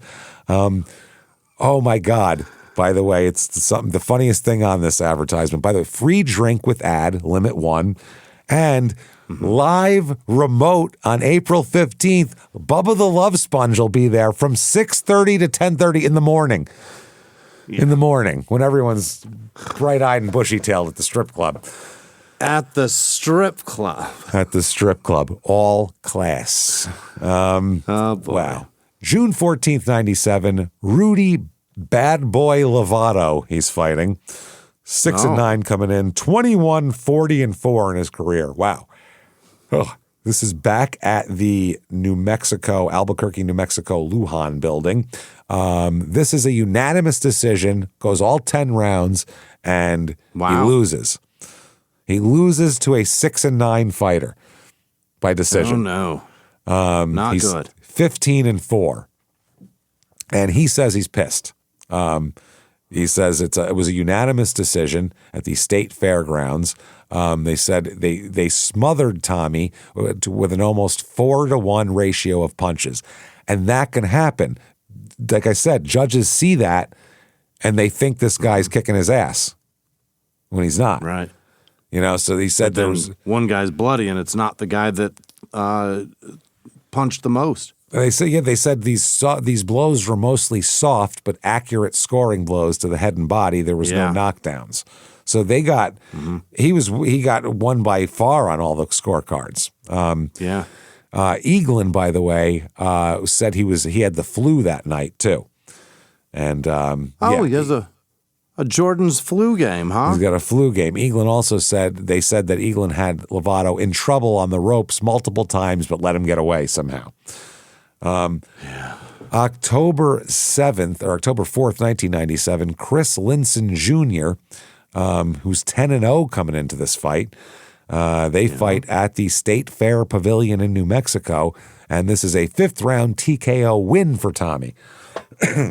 This time. So he's 16-4 back on the horse against a 10-0 fighter, too, so that's good. Next up, December 5th, 1997, Lamont the Monster Johnson. Okay, he's 4-9-1. Enough of this. Monster Johnson. Monster Johnson. Or he's the Monster Lamont Johnson. But I put Monster before Johnson because that made me smile more. Yeah. I don't know. Gotcha. So he's 4-9-1 coming into this match. You can't give yourself a nickname like Sandman or Monster when you're not even 500. That's pathetic. Oh, man. He'll be 5-19-2 for his career. So 1-10 for the rest of his career. This is a 3rd-round knockout here for Tommy again. So he's 17-4 now. February 3rd, 1998, he fights Mike the Hammer Griffith. This is a 17-5 fighter coming in, 23-8 for his career. This fight goes all 10 rounds, and Tommy loses a unanimous decision. He is 17-5 now. So these decisions are hurting him. And that's the end of his boxing career, by the way. It's already done? It's already done. He's like 22. Not by his choice. He doesn't retire or anything like that. Let's just read this. March 8th, 1998. Okay. The family of John Frederick Nichols, stabbed to death in a topless bar parking lot last month, received good news Saturday morning as they prepared for his funeral. About 3 a.m., authorities called to say they arrested a St. Petersburg man and charged him with murdering Nichols. You know who that is? It's Tommy. Tommy. It's Tommy. This is... What have you done? Exactly what anybody would have predicted he'd do. Yeah. Anybody with a fucking... You don't need a crystal ball for this. You know what I mean? This is exactly what you'd expect him to do. Exactly. Like, perfectly. He just exploded. Yep, he's being held without bail on Pinellas County Pinellas County Jail on charges of first-degree murder, grand theft of a motor vehicle as well. Ed Dietz, who is Nichols, the dead man's stepfather, said, at least, like my wife said, now he won't be able to hurt anyone else. This Tommy Eaglin. Okay. Yeah. Nichols' body was found in the back parking lot of Temptations Topless Bar in Pinellas Park at about 1:15 a.m. Dying in a fucking outskirts of Tampa strip club parking lot is the worst way to go. That is horrifying. Stabbed to death there. Stabbed to death. He'd been stabbed several times in the upper part of his body. Authorities think that Nichols had just pulled into the parking lot when he saw Tommy trying to steal a stereo from a Geo Tracker. Tracker? That is one of the most pathetic crimes I've ever heard about. Trying to steal a stereo from a Geo... What the fuck kind of stereo you think's in a Geo Tracker, homie? Honestly. Stock Geo stereo? Yeah, and no one driving a Tracker in 1990 fucking late 90s can afford to put a good system in it. They'd buy another better car. It's a piece of shit. It's not a nice stereo that's in there, I guarantee it. Wow. This is from... He was trying to steal the Tracker. Eaglin had stolen the Tracker, apparently. This is a stolen Tracker that he brought here. He stole the Tracker from another strip club, Diamond Dolls, a few hours earlier. Oh, Florida. You name them really well. Wow. Which I wonder if that's the place that Diamond Dallas Page had and worked at, because he always had in AWA when he was first a manager, he had the Diamond Dolls. Yeah. Those were his fucking, those were a bunch of strippers he knew from the strip club. He'd bring with him out there to be his Diamond Dolls because he worked at a strip club. I wonder if it was. He ran one basically, and it was in Tampa. I'm 90% sure is where he was running one at this time. But this is the 90s. Exchange is the name of the, what is that? This is I mean, he was a star at WCW at this point. Yeah. He was like world heavyweight champion twice by now. So, I mean, I'm just wondering if in the 80s, this is the same place that he worked in the 80s before all that happened. Did he grow up is he from Florida? Not originally, but obviously ended up there, clearly. Sure. I mean, look, you don't have that look and not be in Florida. Then he was in Atlanta after that, and that's how he ran into a lot of wrestlers, was in Atlanta too. So they all run into fucking Tampa at some point. All of them. They all live in Tampa. All the wrestlers live in Tampa. All the like old wrestlers, they all live in Tampa. Love it. So authorities think that that's what happened. He stole it from Diamond Dolls. They said Nichols apparently encountered this Eaglin after he had parked in the parking lot, is what the sheriff's spokeswoman said. Wow. Somehow a struggle erupted, and in their initial contact, Nichols was stabbed. Why would he just punch the shit out of him? Why would he stab this guy? Maybe he was bigger? Who cares? You're a professional. You're a welter. 147-pound professional boxer will kick the shit out of a 200-pound tough guy who's not a boxer. He'll break his ass down in 2 seconds. Won't even take any time at all. He'll fuck his ass up. So a tip led detectives to Eaglin, whose criminal history includes charges of battery and contributing to the delinquency of a minor. Now we're getting. Oh. Eaglin did that. Diane Nichols says she took comfort in hearing that her husband apparently was trying to prevent a theft when he was killed. I'm so happy that my children lost their father, so a person's geo-tracker stereo stayed intact. I'm proud of that. Imagine stealing a geo-tracker and going, man, this motherfucker jams. Yes, is the shit. I gotta take the stereo. I might abandon this car. Man, it was one of the ones where the face popped off. It's the 90s. I'm taking the stereo, though. Or it's got a handle and you can pull the whole thing out. No shit. What do you think she was most disappointed with? The fact that her husband was stabbed in a strip club parking lot in the middle of the night, or the fact that he didn't mind his own fucking business when someone was stealing a geo-tracker stereo? Which would you be more upset about if you were this wife? I don't know which stealing one. Stealing a Spark-O-Matic, for Christ's sake. Let it go. Who gives a shit? Yeah. That's wild. She said he was one of the good guys. If he saw something that somebody was doing wrong, he would try to stop that person. And then he'd go see some tits. That's how he did it, always. He'd try to stop the person, and then he'd go see tits. That's always what he did. He had a plan. It was I can understand. Save people, then be at the strip club before closing. That's how he liked to do it. See tits. Nichols was 27. It's on his to-do list. Save people, see tits. Save people, keep stereos intact, see tits. See tits. Nichols, 27, was a shift supervisor. Where, Jimmy? The Wendy's in Clearwater. He works at Wendy's. He had a lawn care. A Wendy's employee. A fucking Wendy's employee, man. He had a lawn care and pressure wash business, and he was studying at St. Petersburg Junior College to be a lab tech. He was born in St. Petersburg. Why was he awake at this time? He seems so fucking busy. Very busy. I could see why you'd need tits. He's got a lot going on. He was also an Army veteran who served in the Persian Gulf War. So he's done a lot, this guy. On a Saturday, after a church service in Pinellas Park, Nichols' family spread his ashes in the water near Johns Pass. As if you couldn't make Florida water grosser, they figured a way to do it. Yeah. Put a dead fucking Wendy's employee in there. Knowing Eaglin had been arrested made the service more bearable, the family member said. His dad said, "We're very relieved we got the news before my son was buried. It kind of brings a little closure to the tragedy of my son being murdered." Yeah. So he is being charged with murder.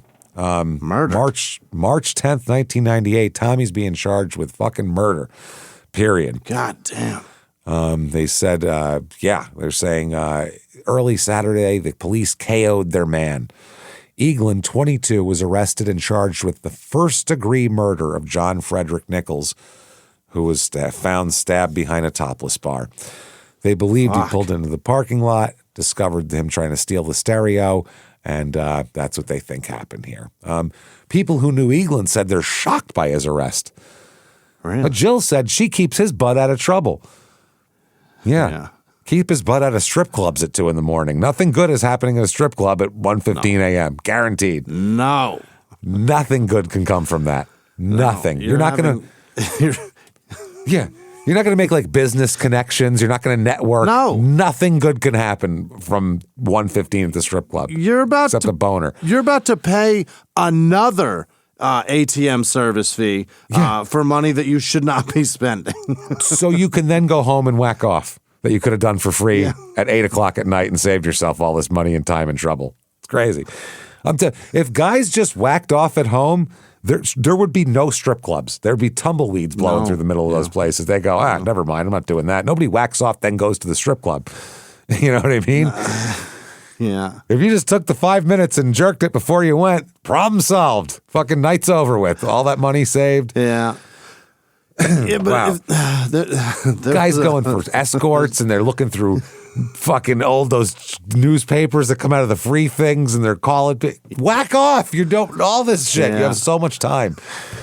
If you just I do like off. a strip club though. Well, yeah, it's but so much fun. If you had just jerked off, are you going to the strip club? Probably not. No, might take a nap. Might go. Might just take a nap that turns into to nighttime. Maybe. Well, you're definitely going to be like, I don't need tits right now. That's I can get booze cheaper over there. I used to go to a strip club purposely because there was a stripper there that looked like somebody I really liked, and then it felt like I was. That's an amazing win. That's like, oh my God. Exactly. That's incredible. That's like, oh man, she looks like my 11th grade chemistry teacher. I wanted to fuck her since then. Shit. Then it felt like I was getting a lap dance from her, and it didn't matter how much I was paying. I loved it. You were thrilled. She's none the wiser. It's a victimless crime. You're like, call yourself Jessica. She's like, what? Just go with me, please. So Jim McLaughlin, Egan's trainer, said, we were as close as any two people could be. I really feel like somebody just pulled my guts out. So, he said, I never saw this side of him. Everybody here loved him. Bonnie and Ed Plumtree were two of Eaglin's biggest fans. Mrs. Plumtree said her and her husband had invested some of their money in Eaglin's prize-fighting career. They've been, funding him.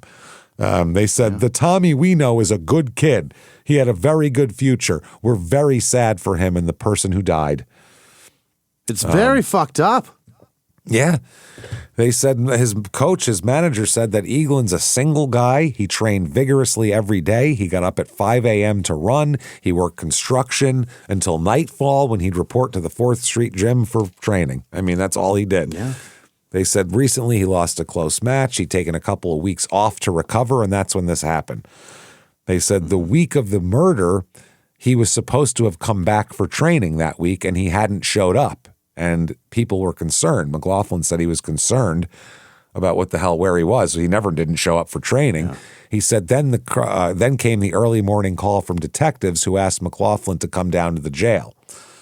And McLaughlin said he was scared and confused, not the Tommy I know. He said for now, he said he's going to wait for justice. He said, I will wait until he has his day in court. Don't know what happened. So we don't know if he went off his meds. We don't know. Who really the fuck give him knows? The benefit of the doubt, though, right? He's charged with murder. Murder, yeah, that's a lot. Murder's a lot here. Yeah. They're talking about his different people are shocked by this and saying that he said that. Listen, Jim McLaughlin says he's innocent until proven guilty, but then he adds, but it doesn't look good. Which is great, but it ain't looking good. No, I do live in reality, and this isn't good at all here. Yeah. I want to be a pal, but he's making it hard. Yeah, and this is mere weeks after the March 30th, 1997 Fighting Helps Eaglin Stay Away from Troubles here. That was just happened, that report, that newspaper article. That's crazy. They said it helped him. The sport helped him leave behind a history of arrests starting when he was a teenager, helped him forget his broken home. I don't know how you'd forget that anywhere. They said in lieu of family, he had friends in his corner. He had McLaughlin. He had the world-class featherweight David Santos. He had Jill Hassung, the youth counselor. He had all these people, and it didn't seem to help here. They said, we gave him 2 weeks off, and when he was supposed to come back into the gym, he didn't show up. I'd run him down, but he'd blow me off. I'm just shocked. Tommy was like a kid of mine. I went to see him when he was being interrogated, and I told him I feel like someone just pulled my guts out. Heavyweight Mike Middleton, who also trains at the gym, Eaglin worked the corner for Middleton's last fight.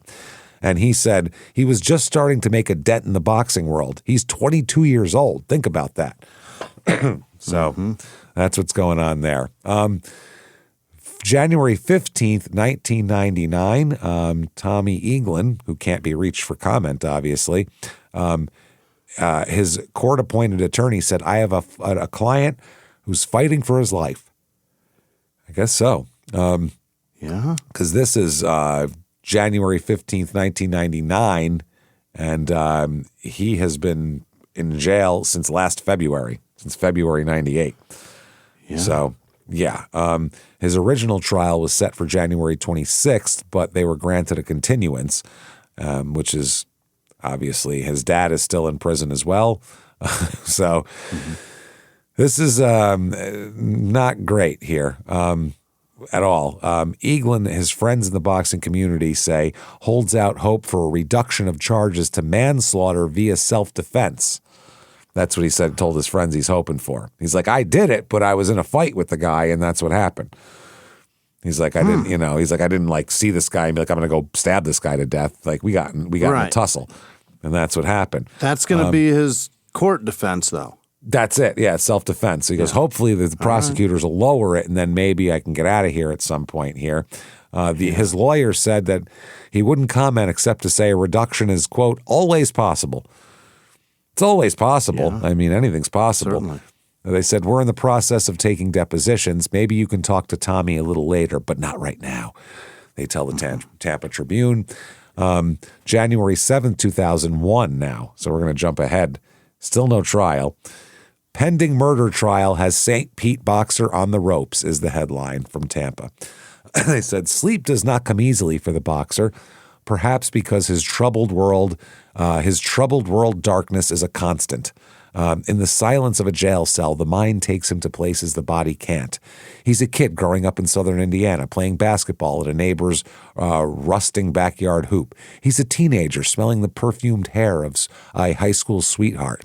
He's a prize fighter, a St. Petersburg welterweight with a fervent following, a state championship belt, and a growing national reputation. A, quote, Rocky Marciano type. Hey, there you go. And they said so. There he is. And potential world titleist, according to his trainer. What trainer wouldn't say that? Nah, my guy's a bum. He ain't going to do anything.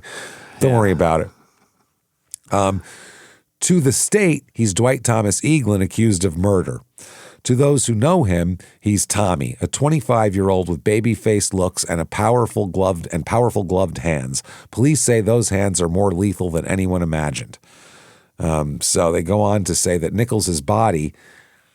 It's a lot more, okay? The guy, Nichols was found face down in his own blood in the parking lot. His body had been dragged several yards. Oh, my God. By the geo tracker. So, what? He ran him over? Ran him over and dragged him, apparently, too.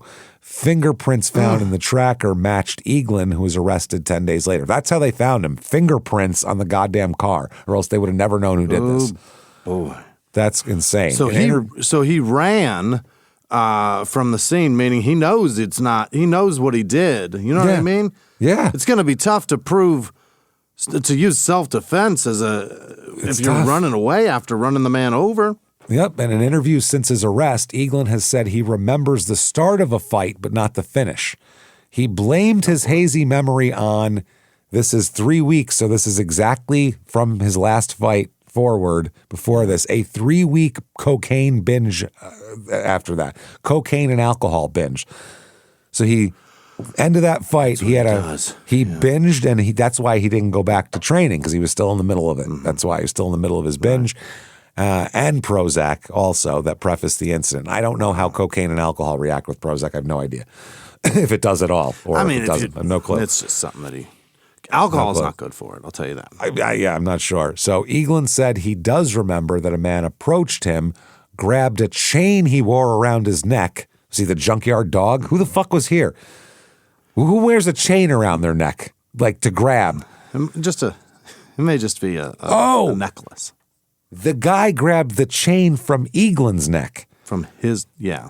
Yeah. The way this is written, I thought the man approached him, then the man removed a chain from his own neck, which would be like a big chain he's going to beat you with. This makes way more sense. Okay. It's his weapon of choice. He wears it around his neck. Yeah, so the guy tried to rip his chain off of him, and there was a struggle. He said, I remember tussling, which is what OJ says about his fights with Nicole, by the way. This is a tussle. Getting up, getting in the tracker, and leaving. I didn't stop to see what had happened. I got back home and told my girlfriend I'd gotten into a fight. The next morning, I told her the fight was no big deal. Then she said, well, the guy's dead. Oh. Not that big of a deal, huh? Well, that is where it is, and we will end this with the assistant state's attorney said the state will seek the death penalty. This is very sad, very tragic. Holy shit. And he is represented by a public defender. This is not going to go good. No, an attorney said his office is out to save Eaglin's life, but not to claim innocence. He said, this is not going to be a whodunit. Tommy will accept responsibility for this. Eaglin has pondered that responsibility for more than 3 years with few diversions, an hour of recreation daily, usually basketball, phone calls, and the county's version of visitation, a closed-circuit video system.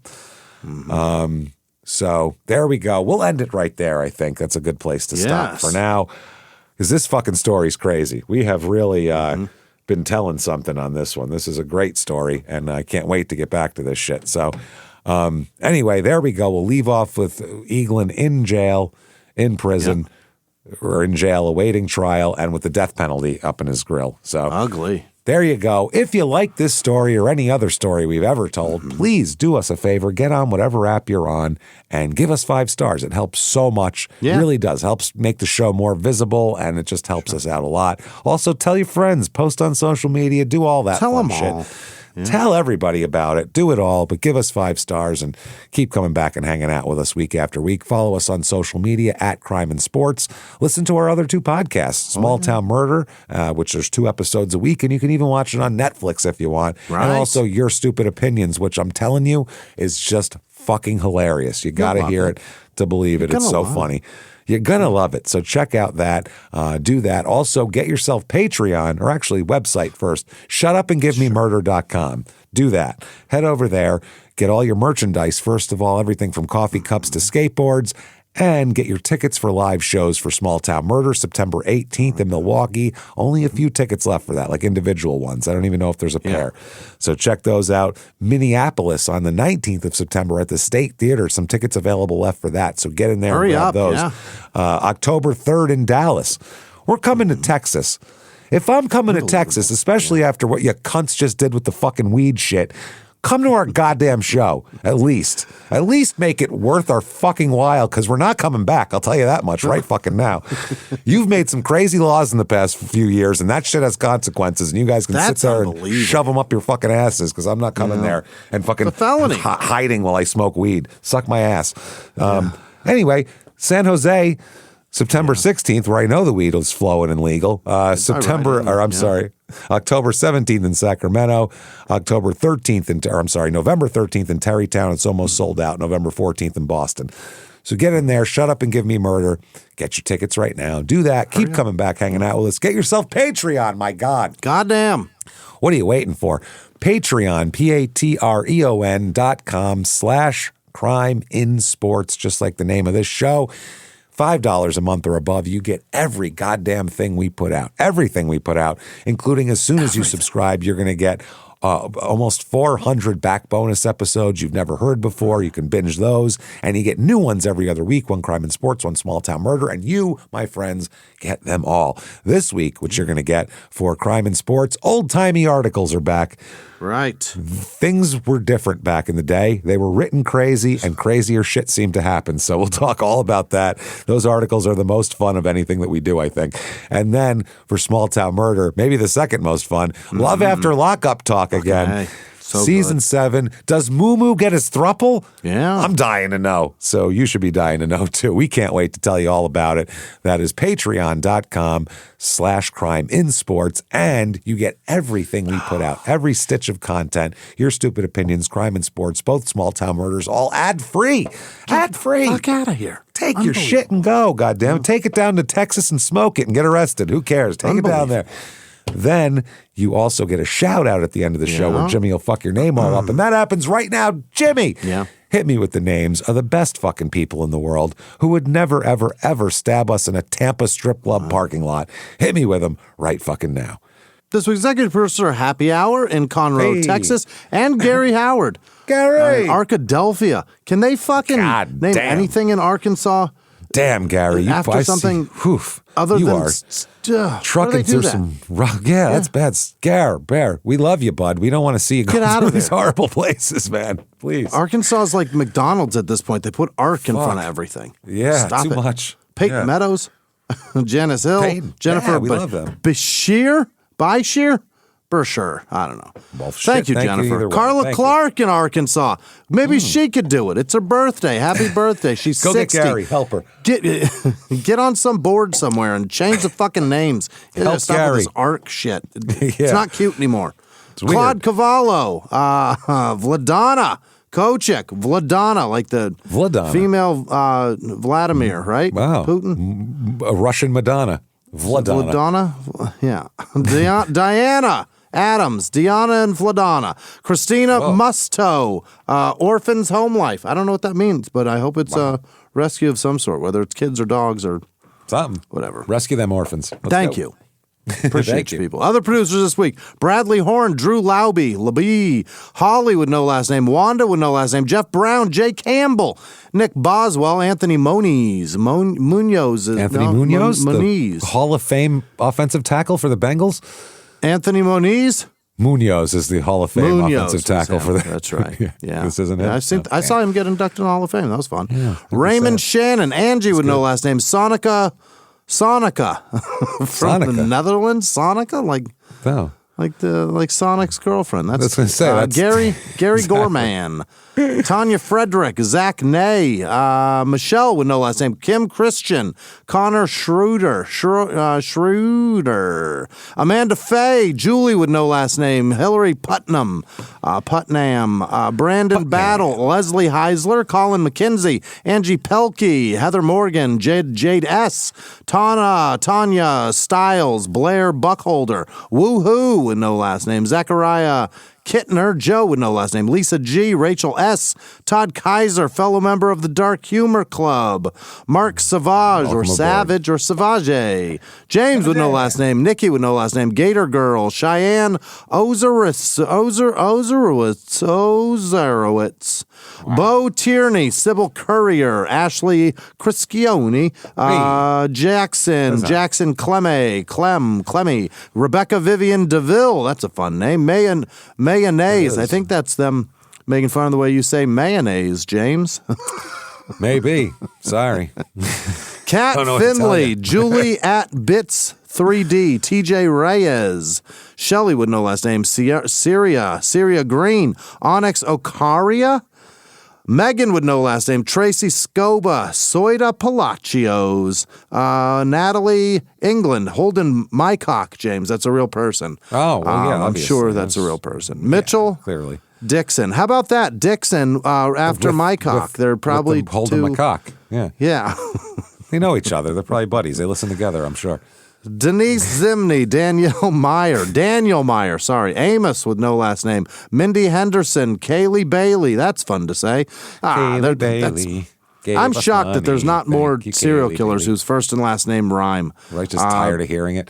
Yeah, Colin Robertson, Casey Hutchinson, David Devens, Zach Bass, Mo with no last name, Blake Turner, Josh Radcliffe, Megan Cezak, Sean with no last name, the Aussie Moose, Rachel Playasance, Alexis McKessel,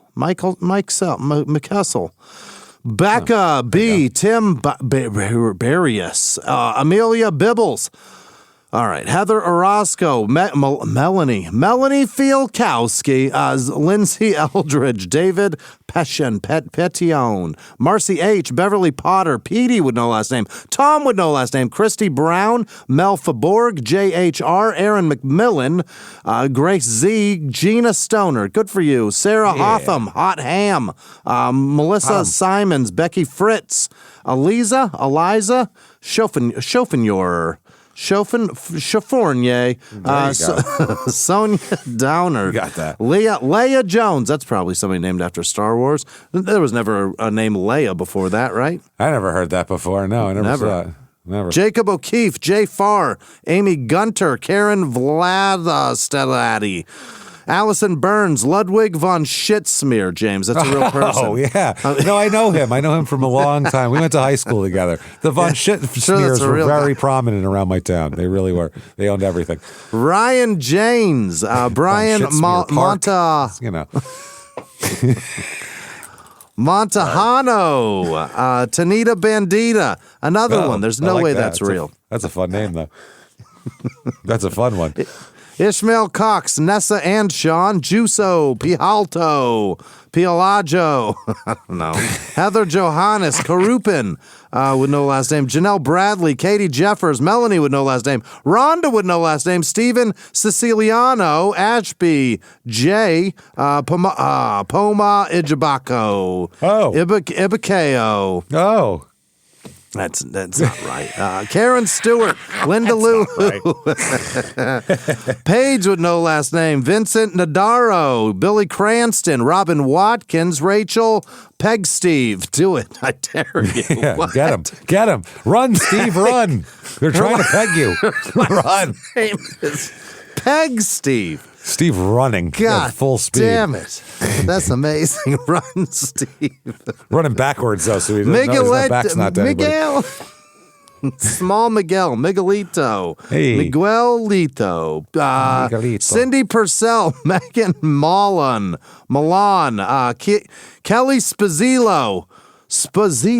Wow. Darlene, RCDC 1982. Lola Delgado, Kenneth Trail, Shannon, with no last name, Clayton McDaniel, and everybody named Steve that's on the run. Thank you all so much. Thank you, everybody, so much. You guys are the fucking best, I'll tell you what. Unbelievable. Thank you for all that you do for us. Thanks for hanging with us. Thanks for doing all that shit. And, we're going to keep coming back and delivering the craziest stories we can find. I mean, this is episode 523, and we pulled this guy out of our asses. So think about that. This is as crazy a story as we've ever told. So thank you for doing that. Thank you for coming back. You want to follow us on social media, Shut Up and Give Me Murder is the place to do that. So live from the Crime and Sports Studios, we will see you next week. Bye.